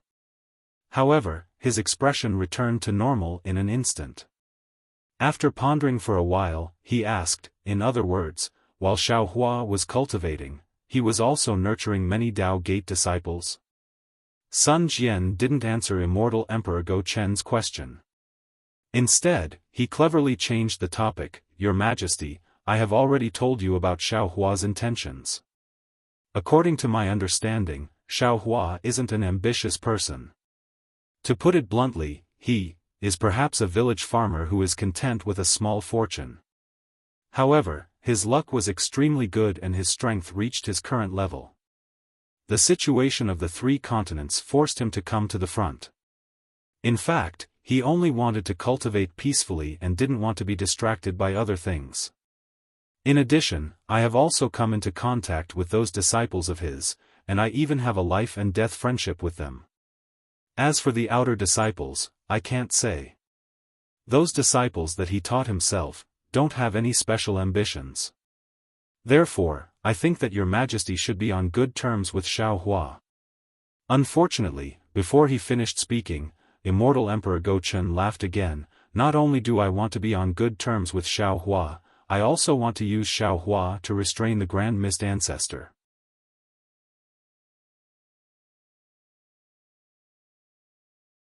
Chapter 44-61. After hearing this, Sun Jian's sweat dripped down his back again. He knew Xiao Hua's temper. Xiao Hua was amenable to coaxing but not coercion. He hated being used by others the most. If Xiao Hua knew about Immortal Emperor Gao Chen's plan, who knew what kind of loopholes he would make? Sun Jian hurriedly said, "Your Majesty." While they were talking, the Emperor's golden throne violently shook again. Another piece of gold flew out. The Emperor became impatient and picked it up to take a look. A rare trace of awkwardness appeared on his face. He looked at Sun Jian and asked, "Why is your auntie looking for you again? Didn't you go to the Hall of Fragrance earlier?" "Well." Sun Jian was also stunned. He nodded and said, "I just returned to the Immortal Palace and went to see you in the Hall of Fragrance." "Forget it, you should go." The Emperor helplessly said, "I have already scolded her twice. If I refute her again, she will be angry." "Yes, I understand." Sun Jian didn't dare to say anything else and bowed. I will go right away. However, just as he said that, Sun Jian seemed to have thought of something and said, "Oh right, if it's possible, Your Majesty, send a decree to the Hall of Enlightenment not to provoke the hundreds of thousands of Dao sect cultivators, or let me take charge of this matter. Your Majesty only needs to invite Senior Wuxia into the Wuxia Palace, and everything will be fine. Your Majesty and I will only need to find the thief who covets Your Majesty's throne." "Okay, I understand. Go to the Hall of Fragrance." The Emperor was clearly absent-minded and said, "Be careful, don't let your whereabouts be exposed." Sun Jian wryly smiled, "Your Majesty, I am now the Sun Palace's Grand General. A trip to the Hall of Fragrance won't cause any suspicion, right? All in all, just be careful." Immortal Emperor Gochen waved his sleeve and signaled for Sun Jian to leave. Not to mention Sun Jian, the Nangong young noble, Nangong Jingyin, asked Immortal Emperor Gochen for permission to visit the Eastern Sea Emperor at the Lingyun Palace. After coming out of the palace, he went straight to the west of the palace. He flew past many pavilions and clouds before finally arriving at the foot of a mountain. The Immortal Palace had always been dominated by palaces.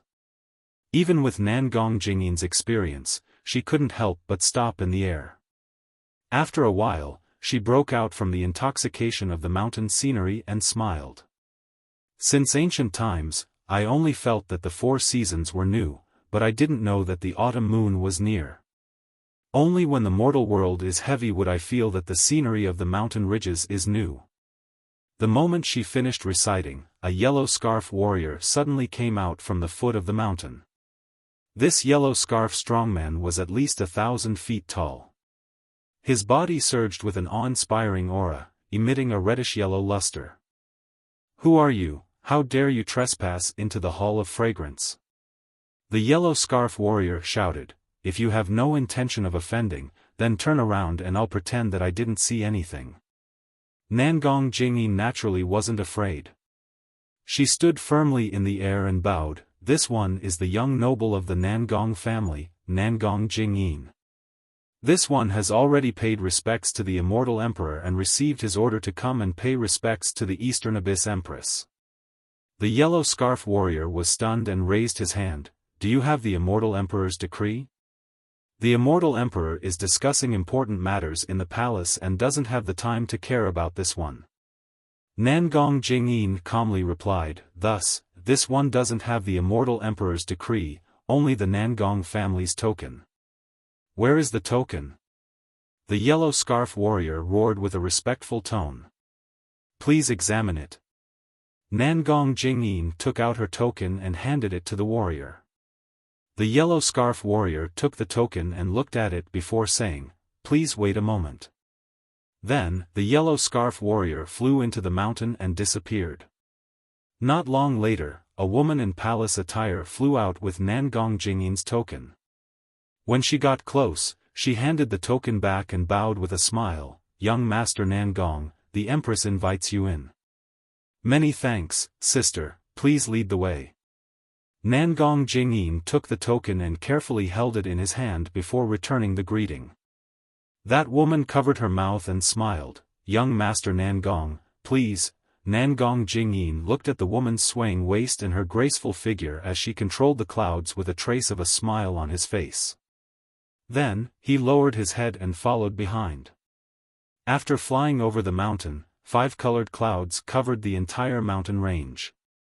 Moreover, in the air, strands of elegant fragrance entered his nose. Nangong Jingyin lightly breathed in, and when that fragrance entered his body, a refreshing feeling appeared in his mind. Not only did his limbs and bones feel comfortable, even the qi in his middle dantian sped up. "Sister," Nangong Jingyin said, "the fragrance-spreading palace is indeed the most beautiful place in the Immortal Palace. Every time I go there, I feel a little younger. Sister is serving the Empress in the fragrance-spreading palace. Not to mention 1,000 years, even 10,000 years later, you will still be as young as you are now. Hehe, no wonder the Empress is biased. Young Master Nangong's mouth is really sweet." Hearing this, the woman was elated. Her face blushed and she smiled. Celestial Empress was about to head to the back of the mountain to pick the wood heart grass. When she heard that young Master Nangong was coming, she ordered people to postpone the matter and hurriedly sent this servant to invite you. If it was someone else, the Empress would definitely not meet them.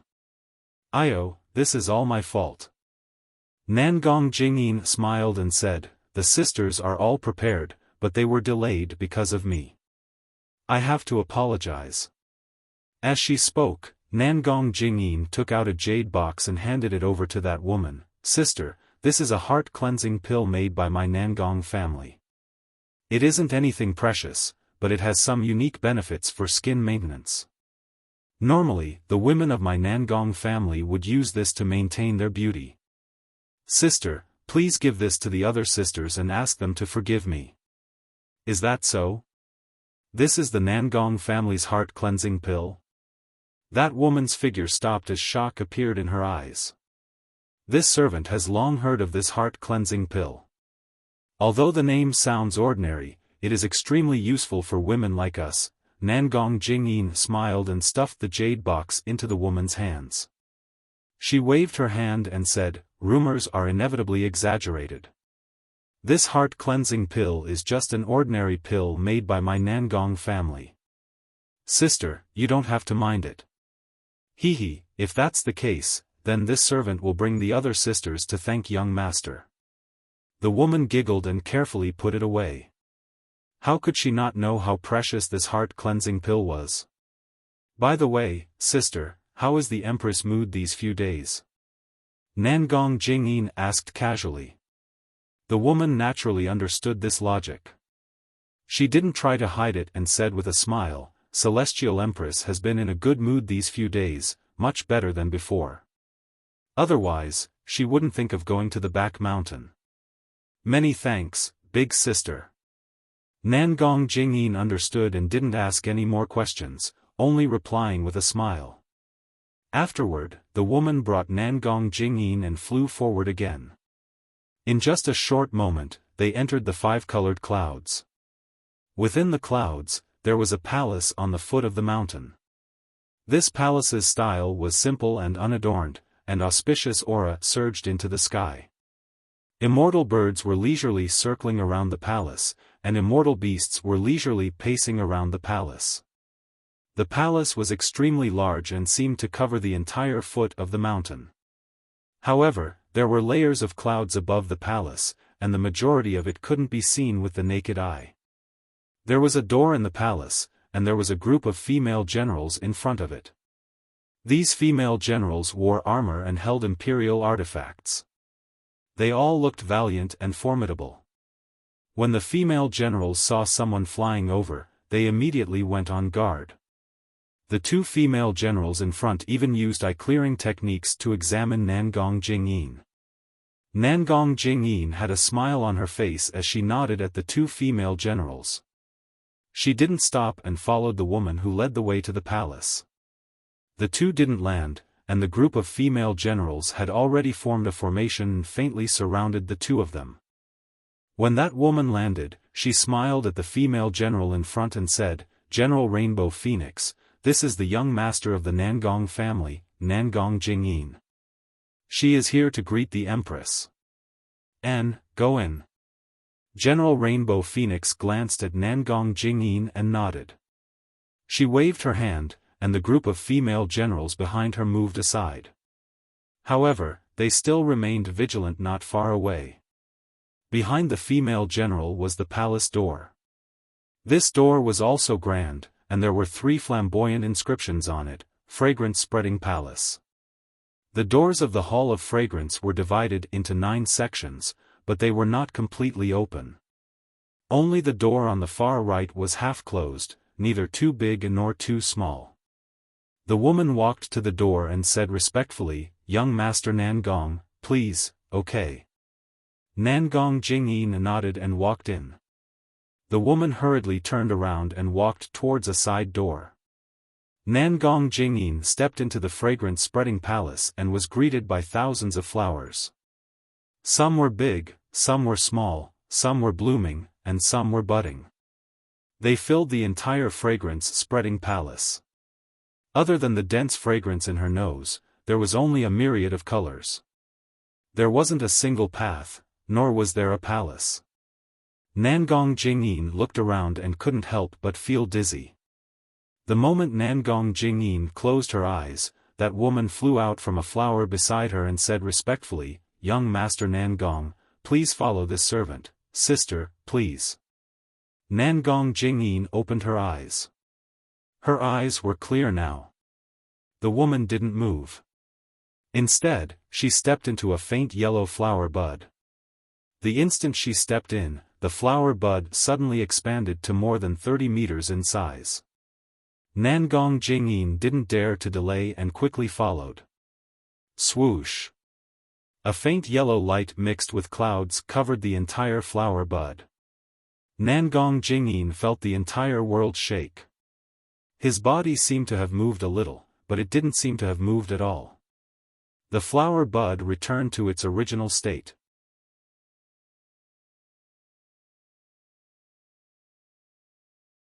Chapter 4462. Shortly after, the woman brought Nangong Jingyin to 8 similar-colored flower buds.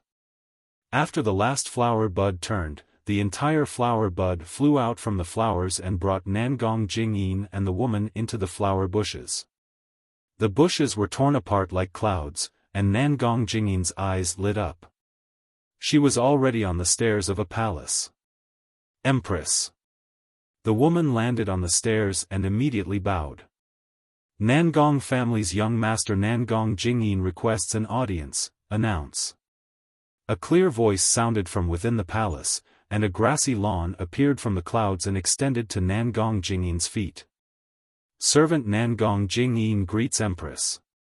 Nangong Jingyin stepped onto the lawn and bowed. As she spoke, the lawn returned to the palace, and the clouds dissipated. Nangong Jingyin's eyes blurred, and she was standing in a palace filled with flowers. There was also a golden chair at the top of this palace, and a woman who was 3,000 meters tall sat on it. She had a dignified appearance and had a kind smile on her face. There were countless auspicious signs on her palace dress. On the left side of the golden throne, countless inscriptions formed the shape of a phoenix. They danced proudly, and wisps of luck that were as thin as strands of cloud surged out of the void as the phoenix flapped its wings. They either entered the woman's palace dress or the golden throne, and faint rumbling sounds could be heard. This woman was none other than the East Sea Empress, the mother of the world. Seeing Nangong Jingyin bow, the East Ocean Empress raised her hand. "Servant Nangong, you may rise." "Thank you, Empress." Nangong Jingyin still didn't dare to raise her head. She only looked at the auspicious clouds below her. The East Ocean Empress was very satisfied with Nangong Jingyin's respectful attitude and asked, "I heard that the calamities on the hidden immortal continent are endless. Not only are the commoners homeless, but many scholarly families are also declining. I wonder how the situation is now." Nangong Jingyin replied, "Empress, you care for the world, and I truly admire you. 10 days ago, this humble subject received a message from the clan and mentioned the recent disaster. Please be at ease, Celestial Empress. This humble subject does not know about other places, but within the capabilities of my Nangong aristocratic family, not a single person of the secular world has left their home, much less become homeless. Not only did my Nangong family use all of our resources to help the people who were affected by the disaster, we even traveled thousands of miles to purchase good seeds that could resist the disaster. We distributed them to the people of the world for free so that they could fill their stomachs and cultivate them. If all the clans were like the Nangong clan, then why would the immortal emperor have to work so hard every day?" The East Sea Empress sighed. "It's really been hard on the Nangong clan. I don't dare, this is what I should do as a subject." Nangong Jingyin replied neither haughtily nor humbly. "Crown Prince, what brings you to my hall of fragrance today?" The East Sea Empress smiled and said, your Nangong family has done a lot for the hidden immortal continent. If I can participate in politics, I will definitely ask the immortal emperor to reward your Nangong family. Nangong Jingyin smiled and said, this humble subject has not come to the Hall of Fragrance for a long time, and I miss Celestial Empress very much. Furthermore, this humble subject's mother has also sent a message, and she specially instructed this humble subject to come over. She said that she has something to tell Celestial Empress. Oh? What matter does Xing have to be so mysterious? The East Sea Empress smiled and said, this humble subject has known your mother since young. After this humble subject married into the Sun family, she married into the Nangong family. However, every year during this humble subject's birthday banquet, she would send her regards over. How long has it been? If there is something, why didn't she say it that day? This. Nangong Jingyin said embarrassedly, Mother said clearly in the message that this humble subject is not allowed to take a look, so this humble subject does not know. Take it out. The East Sea Empress smiled and said. Yes. Nangong Jingyin nodded and carefully took out a palm-sized pink jade pendant and respectfully presented it. At this moment, a female official walked out from the nearby clouds. This female official took the jade pendant and looked at it. She then opened her mouth and spat out a mouthful of qi, which entered the jade pendant. Rumble. With a soft sound, four-colored qi surged out from the jade pendant and transformed into a several qi-long sub-body. This sub-body was an absolute beauty, and she was also wearing palace attire. She looked around and bowed towards the East Sea Empress. This subject, Sun Yaoxing, greets Celestial Empress. This subject has come to greet Celestial Empress as a Yuan spirit child. This subject seeks Celestial Empress understanding.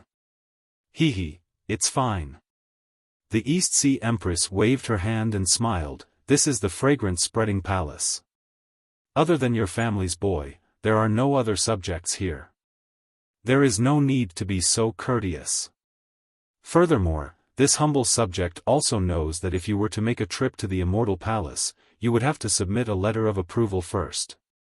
Your Nangong family also has to go through many formalities, and this humble subject is truly inconvenient. For you to come and see this humble subject as a Yuan spirit child, this humble subject is already very happy. Thank you, Celestial Empress. Nangong Jingyin's mother did not lose her respect because of the Celestial Empress's words. She still carefully replied, how is Celestial Empress recently? Sigh, not really. The East Sea Empress sighed, I believe you also know that this matter, this humble subject does not feel good in my heart. That's right. Nangong Jingyin's mother smiled and said, which mother would be unhappy if this matter happened to her? If was imprisoned in the Heaven Punishment Prison Crystal, this subject will also think of a way to save him. You will think of a way. But this humble subject cannot. The East Sea Empress shook her head and said, this humble subject is the mother of the world and must be a role model. This matter cannot make things difficult for the immortal emperor. Speaking of this, the East Sea Empress was a little bewildered. She looked at the slightly dimmed sub-body of Nangong Jingyin's mother and asked, Xing, do you have any important matters? If this humble subject is able to do it, this humble subject will definitely help. Big sister. Nangong Jingyin's mother revealed a mysterious expression again. She even changed the way she addressed the East Sea Empress. She said softly, this little sister didn't leave much Yuan spirit in the jade pendant. I'm afraid I won't be able to hold on for long. Then, this little sister will make a long story short. Go ahead. The East Sea Empress nodded. Actually, this little sister didn't come today for my own matters. Nangong Jingyin's mother said, this little sister heard about the 9th princess matter and knows that you are feeling terrible, so this little sister wants to help you. Oh? What does little sister mean? The East Sea Empress was dazed and was even more confused. Big sister, what do you think of Yin? Nangong Jingyin's mother changed the topic and asked. The East Sea Empress glanced at the respectful Nangong Jingyin and replied, Yin, is a good child. Didn't the immortal emperor give him his courtesy name when he was 20 years old? Furthermore, during these years in the immortal palace, he has followed the rules and is the most outstanding among the princes of the 4 great families. Little sister, you are really lucky. Big sister, if our Nangong family and the Sun family are connected by marriage. Nangong Jingyin's mother smiled and said, do you think the immortal emperor will spare the 9th princess? Will he let her out to marry Yin? Oh. The East Sea Empress was shocked. Her eyes flashed with a complicated expression as her gaze landed on Nangong Jingyin. At this moment, Nangong Jingyin was also shocked and had a trace of shyness on her face. She didn't know where to put her hands and feet. After a while, the East Sea Empress asked, little sister, is this your idea or Nangong's? Big sister is thinking too much. Nangong Jingyin's mother smiled and said, Nangong doesn't know about this at all. I didn't even tell Yin, I just want to hear your opinion. If you think it's suitable, I will discuss it with Nangong. Yin doesn't have anything to be picky about. The East Sea Empress said softly, the Nangong family is also one of the 4 great families.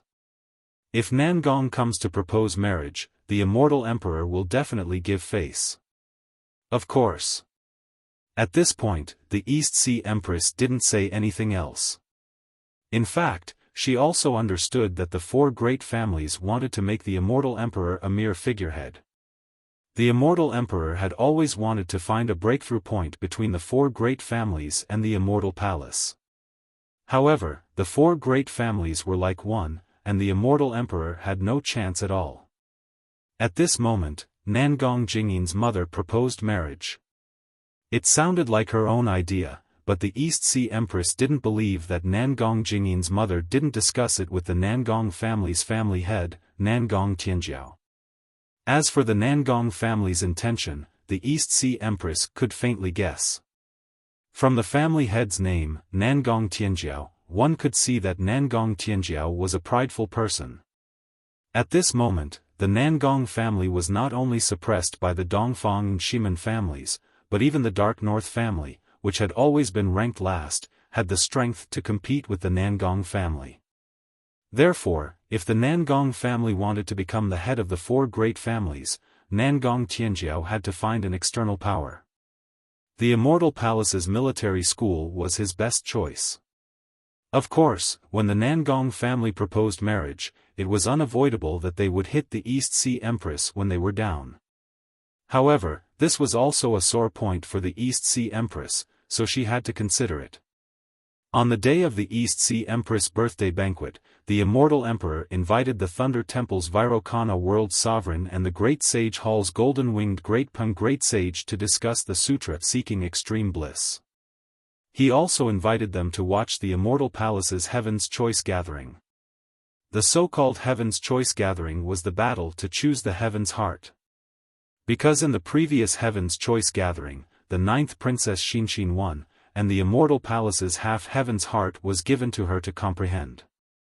However, in order to save Xiaohua at the bottom of the Saint River, Princess Xinxin took out half of the Heaven's Heart.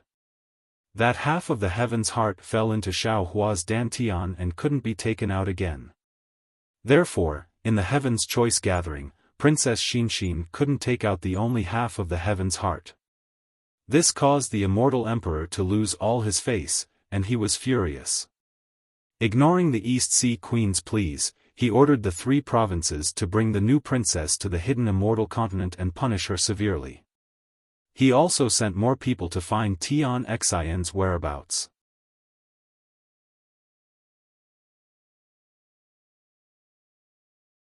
Chapter 44-63. Princess Xian was the youngest daughter of the East Ocean Empress. She had been suppressed in the hidden Immortal Continent for more than 200 years. How could she not be worried? Seeing that the Nangong family's suggestion had the possibility of saving Princess Xian, she was naturally tempted. She believed that the immortal emperor would make some concessions in order to rope in the Nangong family. 200 years was a severe punishment for Princess Xian. Thus, the East Ocean Empress nodded. Sister, I feel that this matter can be done, but I don't know if is willing. Empress. Nangong Jingyin was a little embarrassed. This subject doesn't have any objections. Not to mention, I'm willing to sacrifice myself for the 9th princess. Just the 9th princess's peerless beauty is the ideal partner for me. I'm just afraid I'm not worthy of the 9th princess. As long as you're willing. The East Ocean Empress nodded.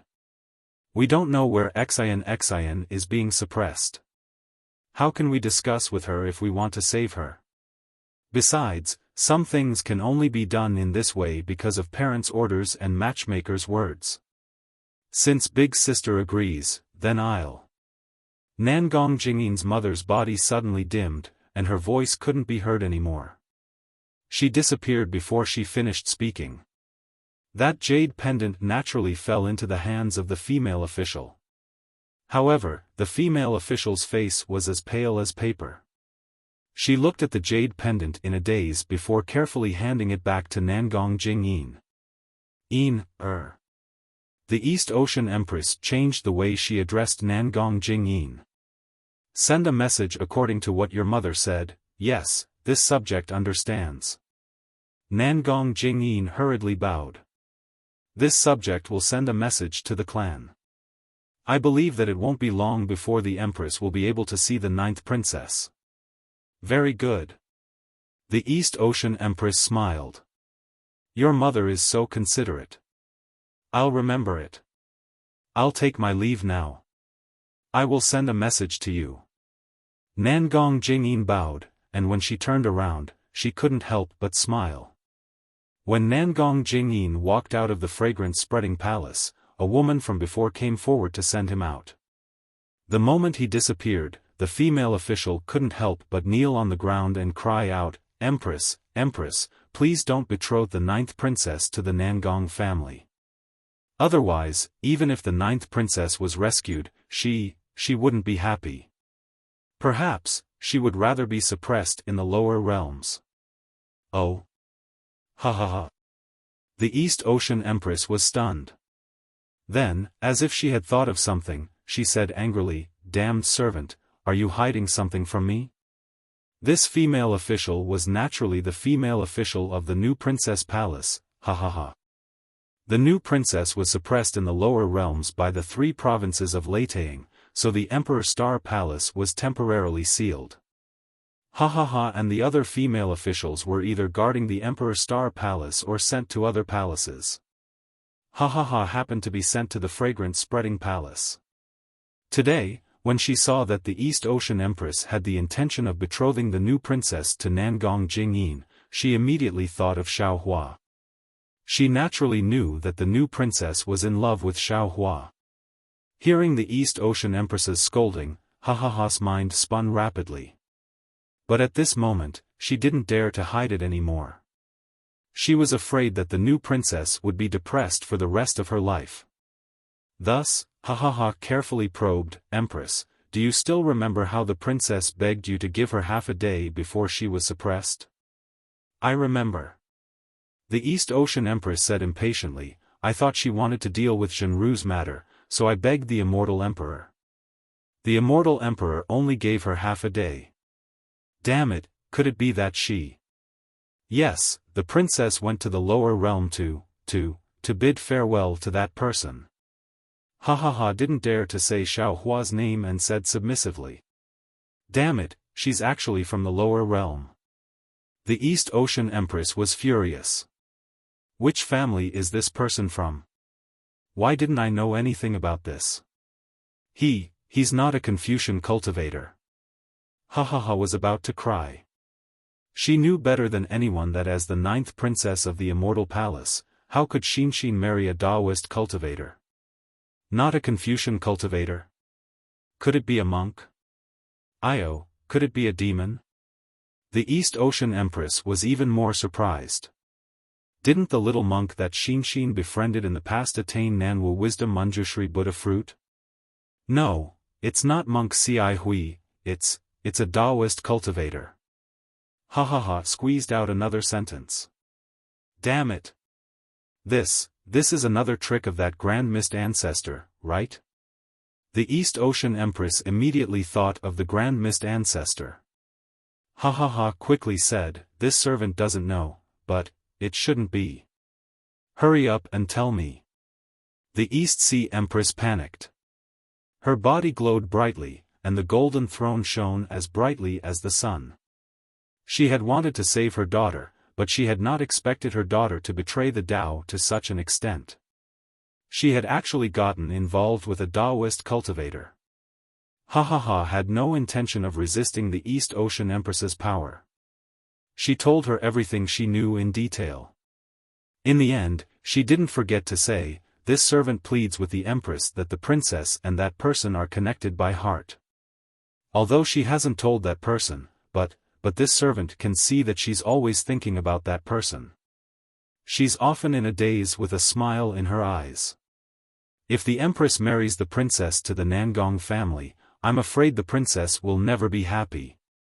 If that's the case, it's better to let her be suppressed in the lower realm. Damn it, damn it, damn it. The East Ocean Empress was furious. Why didn't you say so earlier? Empress, this servant didn't have the princess's permission. How would I dare to say it? Ha ha ha, argued. Moreover, that person is a Taoist cultivator. If the Empress finds out, won't she beat this servant to death? Aren't you afraid that I'll beat you to death now? The East Ocean Empress sneered. This servant is afraid, but this servant is more afraid that the princess will be sad for the rest of her life. Ha ha ha, replied hurriedly. Even if this servant is beaten to death by the Empress, I don't want the Empress to hurt the princess's life because of your love for her. Humph, previously you were suppressed because of Gusu Churi's relationship with a Taoist cultivator. Now, you're really a troublemaker. The East Ocean Empress was so angry that she trembled and almost cursed. This servant doesn't dare. Ha ha ha, felt wronged. This servant doesn't know how the princess met that person. Who is that person? The East Ocean Empress snapped out of her anger and scolded, tell me. He. Ha ha ha, bit her lips and said softly, his name is Xiao Hua. Xiao Hua? The East Ocean Empress was stunned. She thought for a while and said, this name is familiar. It doesn't seem like he's a subordinate of the Grand Mist Ancestor. The Empress knows Xiao Hua's name.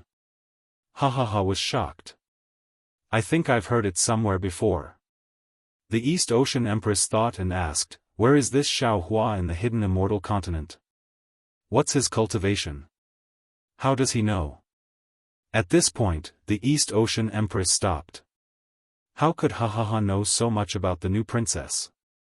This servant doesn't know where Xiao Hua is in the hidden immortal continent. This servant only knows that he should be at the 5th grade Essence Force 200 years ago. Now, he should be at the 6th grade Essence Force. Ha ha ha naturally had to flatter Xiao Hua. She did her best to increase Xiao Hua's cultivation. Humph, he is merely a 5th grade origin power. How could he possibly reach 6th grade origin power in 200 years? The East Sea Empress scoffed. However, as she spoke, she suddenly exclaimed in shock, I remember now. As she spoke, the East Ocean Empress thought for a while and muttered, he should still be in the Lingyun Palace at this time. As she spoke, the East Ocean Empress raised her hand and patted the golden seat. A piece of gold leaf flew out from the golden seat. The East Ocean Empress said a few words and pointed. The gold leaf fell into the golden seat and disappeared. What does Xiao Hua look like? The East Ocean Empress asked. Ha ha ha hesitated for a while and waved her hand. A tricolored cloud flew out and condensed into Xiao Hua's image in the air. Humph, he's just an ordinary cultivator. The East Ocean Empress looked and waved her hand, shattering Xiao Hua's image. She said, "Do you know what Xian said to Xiao Hua in the lower realm? This servant doesn't know." Ha ha ha smiled and said, "The princess only brought this servant along as a companion. What else do you know?" The East Ocean Empress was a little angry. Ha ha ha said, "This servant also knows that Xiao Hua is a rare merciful person. His cultivation is also very profound. In the future, his name will shake the world." There's no need to wait. The East Ocean Empress couldn't help but snort again. If I'm not wrong, his name will soon shake the world. Ha ha ha was stunned. She looked at the East Ocean Empress in confusion. Why isn't he here yet? The East Ocean Empress was a little anxious. She patted the golden seat again and sent out another piece of gold leaf.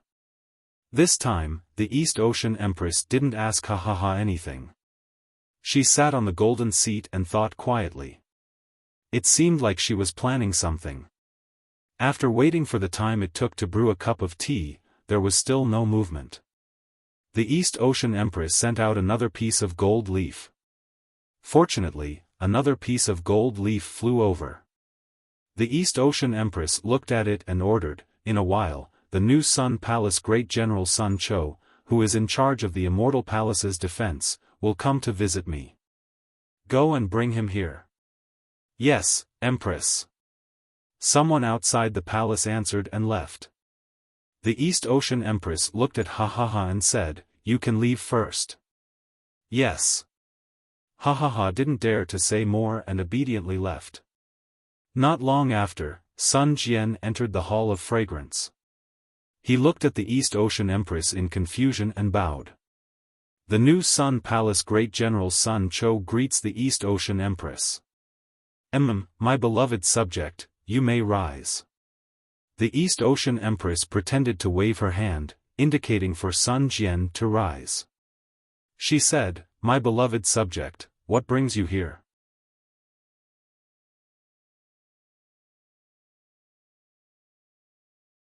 Chapter 44-64. Sun Jian said respectfully, "I am the newly appointed Great General of the Sun Palace, responsible for the safety of the Immortal Palace. However, I do not know much about the Immortal Palace, so I am here to ask for your guidance." "Oh, the Immortal Emperor has entrusted the heavy responsibility of the Immortal Palace's defense to you. Looks like he has high hopes for you." The East Sea Empress nodded slightly and replied, "If we're talking about the defenses of the Immortal Palace, then that should be the greatest secret of the Immortal Palace." At this point, the East Sea Empress raised her hand and patted the golden chair beneath her. Caw! Several phoenix cries rang out, and dozens of phoenix-shaped inscriptions flew out, covering the entire Hall of Fragrance. When the clouds surged out, the East Sea Empress figure slowly shrank until she turned into an ordinary woman with a kind face. Although the East Sea Empress had a smile on her face and her eyes were filled with concern and anxiety, the elegance she exuded was still unbearable. "Aunt, why did you call the boy over?" Sun Jian smiled and said, "You sent 3 messages in a row, which made Uncle very unhappy." It's up to him whether he's happy or not." The East Sea Empress snorted coldly. "Only he is allowed to uphold the dignity and face of the Immortal Emperor, but not the feelings of husband and wife. Can't I be a little angry?" Sun Jian naturally knew what the East Sea Empress was angry about. He could only comfort her. "Aunt, if it's just about the 9th princess, Uncle did not do anything wrong. After all, he is the Immortal Emperor, and there are 8 other princesses above the 9th princess. Not only does he have to face the Thunder Temple and Great Sage Hall, he also has to answer to the other 8 princesses. If he doesn't punish the 9th princess, how can he lead the Confucian cultivators? Even if he wants to punish her, he doesn't have to be so cruel." The East Sea Empress knew that Sun Jian's words were reasonable. She sighed and said, "Poor Xian. She has been suppressed in the lower realm for more than 200 years. I wonder how she is doing in the Heaven Punishment Prison Crystal." "Aunt, don't worry." Sun Jian was still comforting her. "The ninth princess controls the Thunder and Thunder provinces. Even if she is imprisoned, the law enforcers will not dare to make things too difficult for her. As long as there is a chance in the future, Uncle will definitely find a chance for the ninth princess to atone for her crimes." The East Sea Empress sneered, "He only cares about his throne. Ever since the Heaven's Choice Assembly, he hasn't come to the Hall of Fragrance. Oh right, Jean, you have to keep an eye on the Immortal Emperor for me. I heard that he's been going to the Flower Medicine Palace recently. If there's any movement, you have to inform me as soon as possible." Flower Medicine Palace? Sun Tian was slightly taken aback as he asked curiously, "Isn't that Fairy Yu?" At this point, Sun Jian smiled bitterly. He knew he couldn't continue. Sure enough, the East Sea Empress' face turned cold when she heard Fairy Yu. She said coldly, "That's right, it's Fairy Yu. What do you think the Flower Medicine Palace has to do with? Was it worth him going there again and again? Does he think that I won't be able to find him just because he's invisible?" Ahem. Sun Tian coughed lightly and said, "Auntie, boy understands. Boy will definitely patrol the Flower Medicine Palace diligently in the future and give Uncle some warnings." That's good." The East Sea Empress nodded and said, "Auntie didn't raise you in vain. In this immortal palace, you're the only person I care about the most. Auntie, if there's nothing else, boy will take his leave first." Sun Jian smiled and said, "Boy's enemies haven't discovered the boy's true identity. Boy has to quickly find out who harmed boy. Oh, don't be anxious." The East Sea Empress hurriedly said, "Auntie called you over to ask you something." "Auntie, please speak." Sun Jian was a little confused. He thought that the East Sea Empress had called him over to keep an eye on the Immortal Emperor. "Auntie, do you remember that when you just came back, you said that you fell into the Heaven's prison with a Tao sect cultivator called Xiaofan?" The East Sea Empress stared at Sun Jian and asked. "Yes, why?" Sun Jian was even more confused because the East Sea Empress was looking at him strangely. "What does that Xiaofan look like?" The East Sea Empress hurriedly asked. When Sun Jian revealed Xiaohua's appearance in the air, the East Sea Empress' eyes revealed a look of realization. She pondered for a moment and said, "In other words, before this Xiaohua fell into the Heaven's prison, he was a level 4 or 5 elemental energy. Now, he's a level 8 elemental energy like you?" This. Sun Jian was a little hesitant. He didn't talk much about this with the East Sea Empress. However, after thinking for a moment, he answered honestly, reporting to Auntie, "Xiaohua's aptitude is rare in this world. Many of boy's sacred arts were taught by him. Moreover, his current strength should be at level 9 elemental energy." Level 9 elemental energy? Then isn't he a Tao sect Mahayana realm cultivator? The East Sea Empress was shocked, but her eyes revealed a kind of joy. Yes. Sun Jian didn't dare to be too secretive in front of this auntie who was similar to his mother. He said, "Xiaohua's current strength is at least level 9 elemental energy." Good. The East Sea Empress clapped and smiled.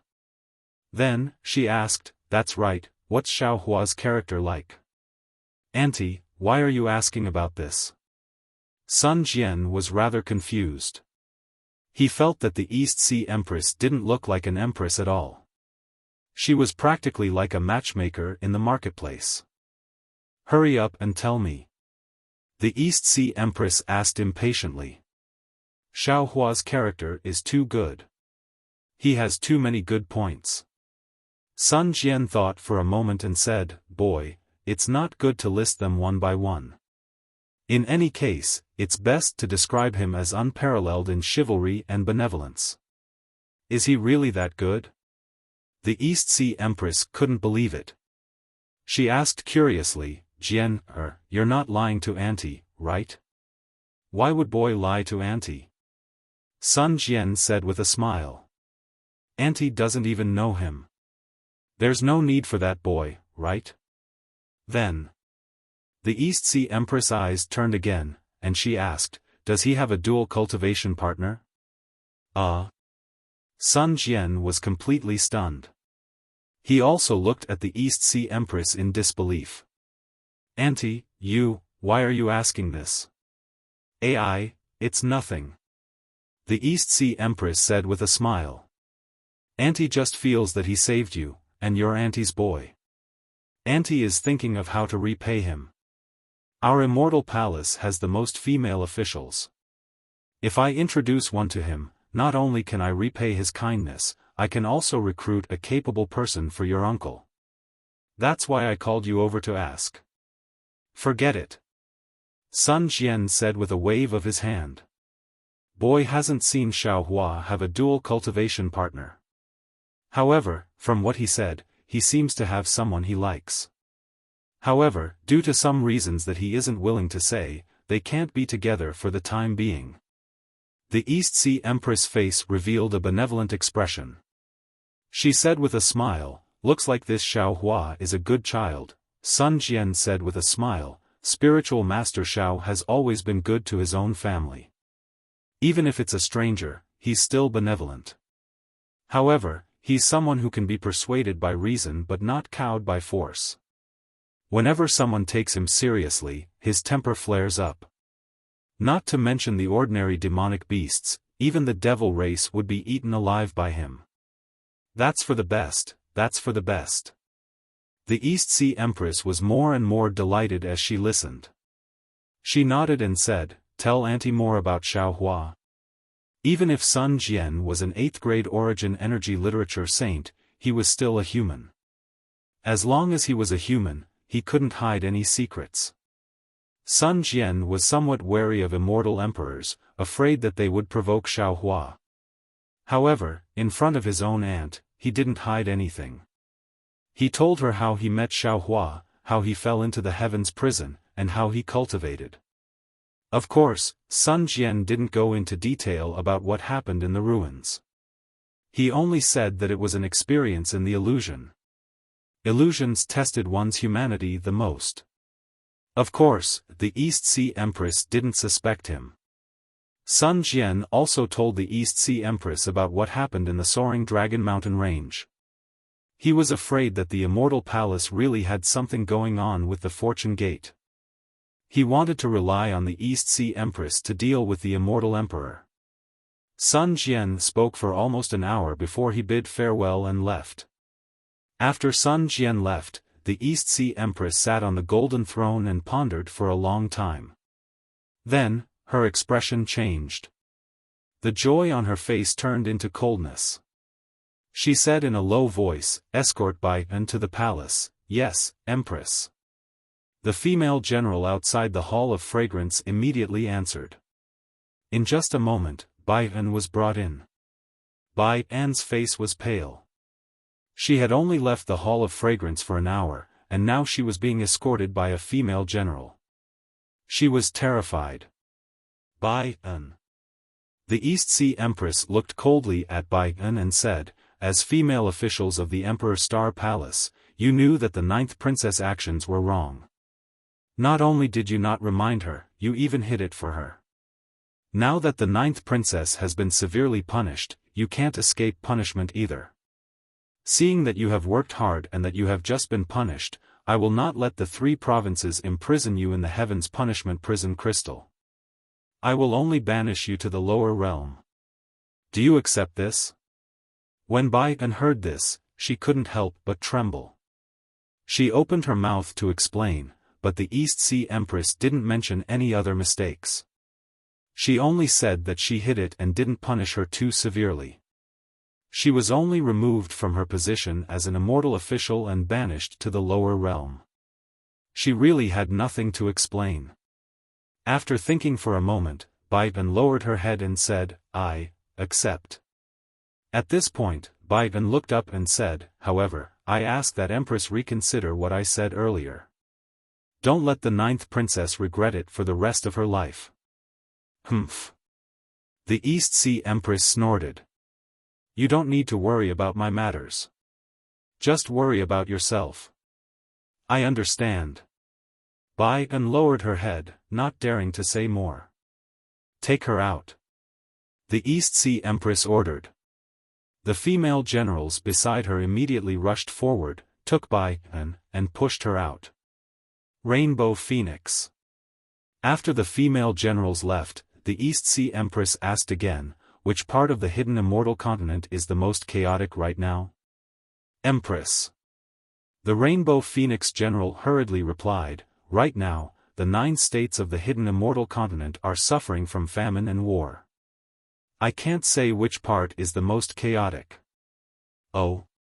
The East Sea Empress glanced at the Rainbow Phoenix general and said calmly, just now, the new great general of the Sun Palace, Sun Cho, said that the great general of the Lunar Temple has already gone to the soaring Dragon Mountain Range to suppress the remnants of the Tao sect. Yes, that's it.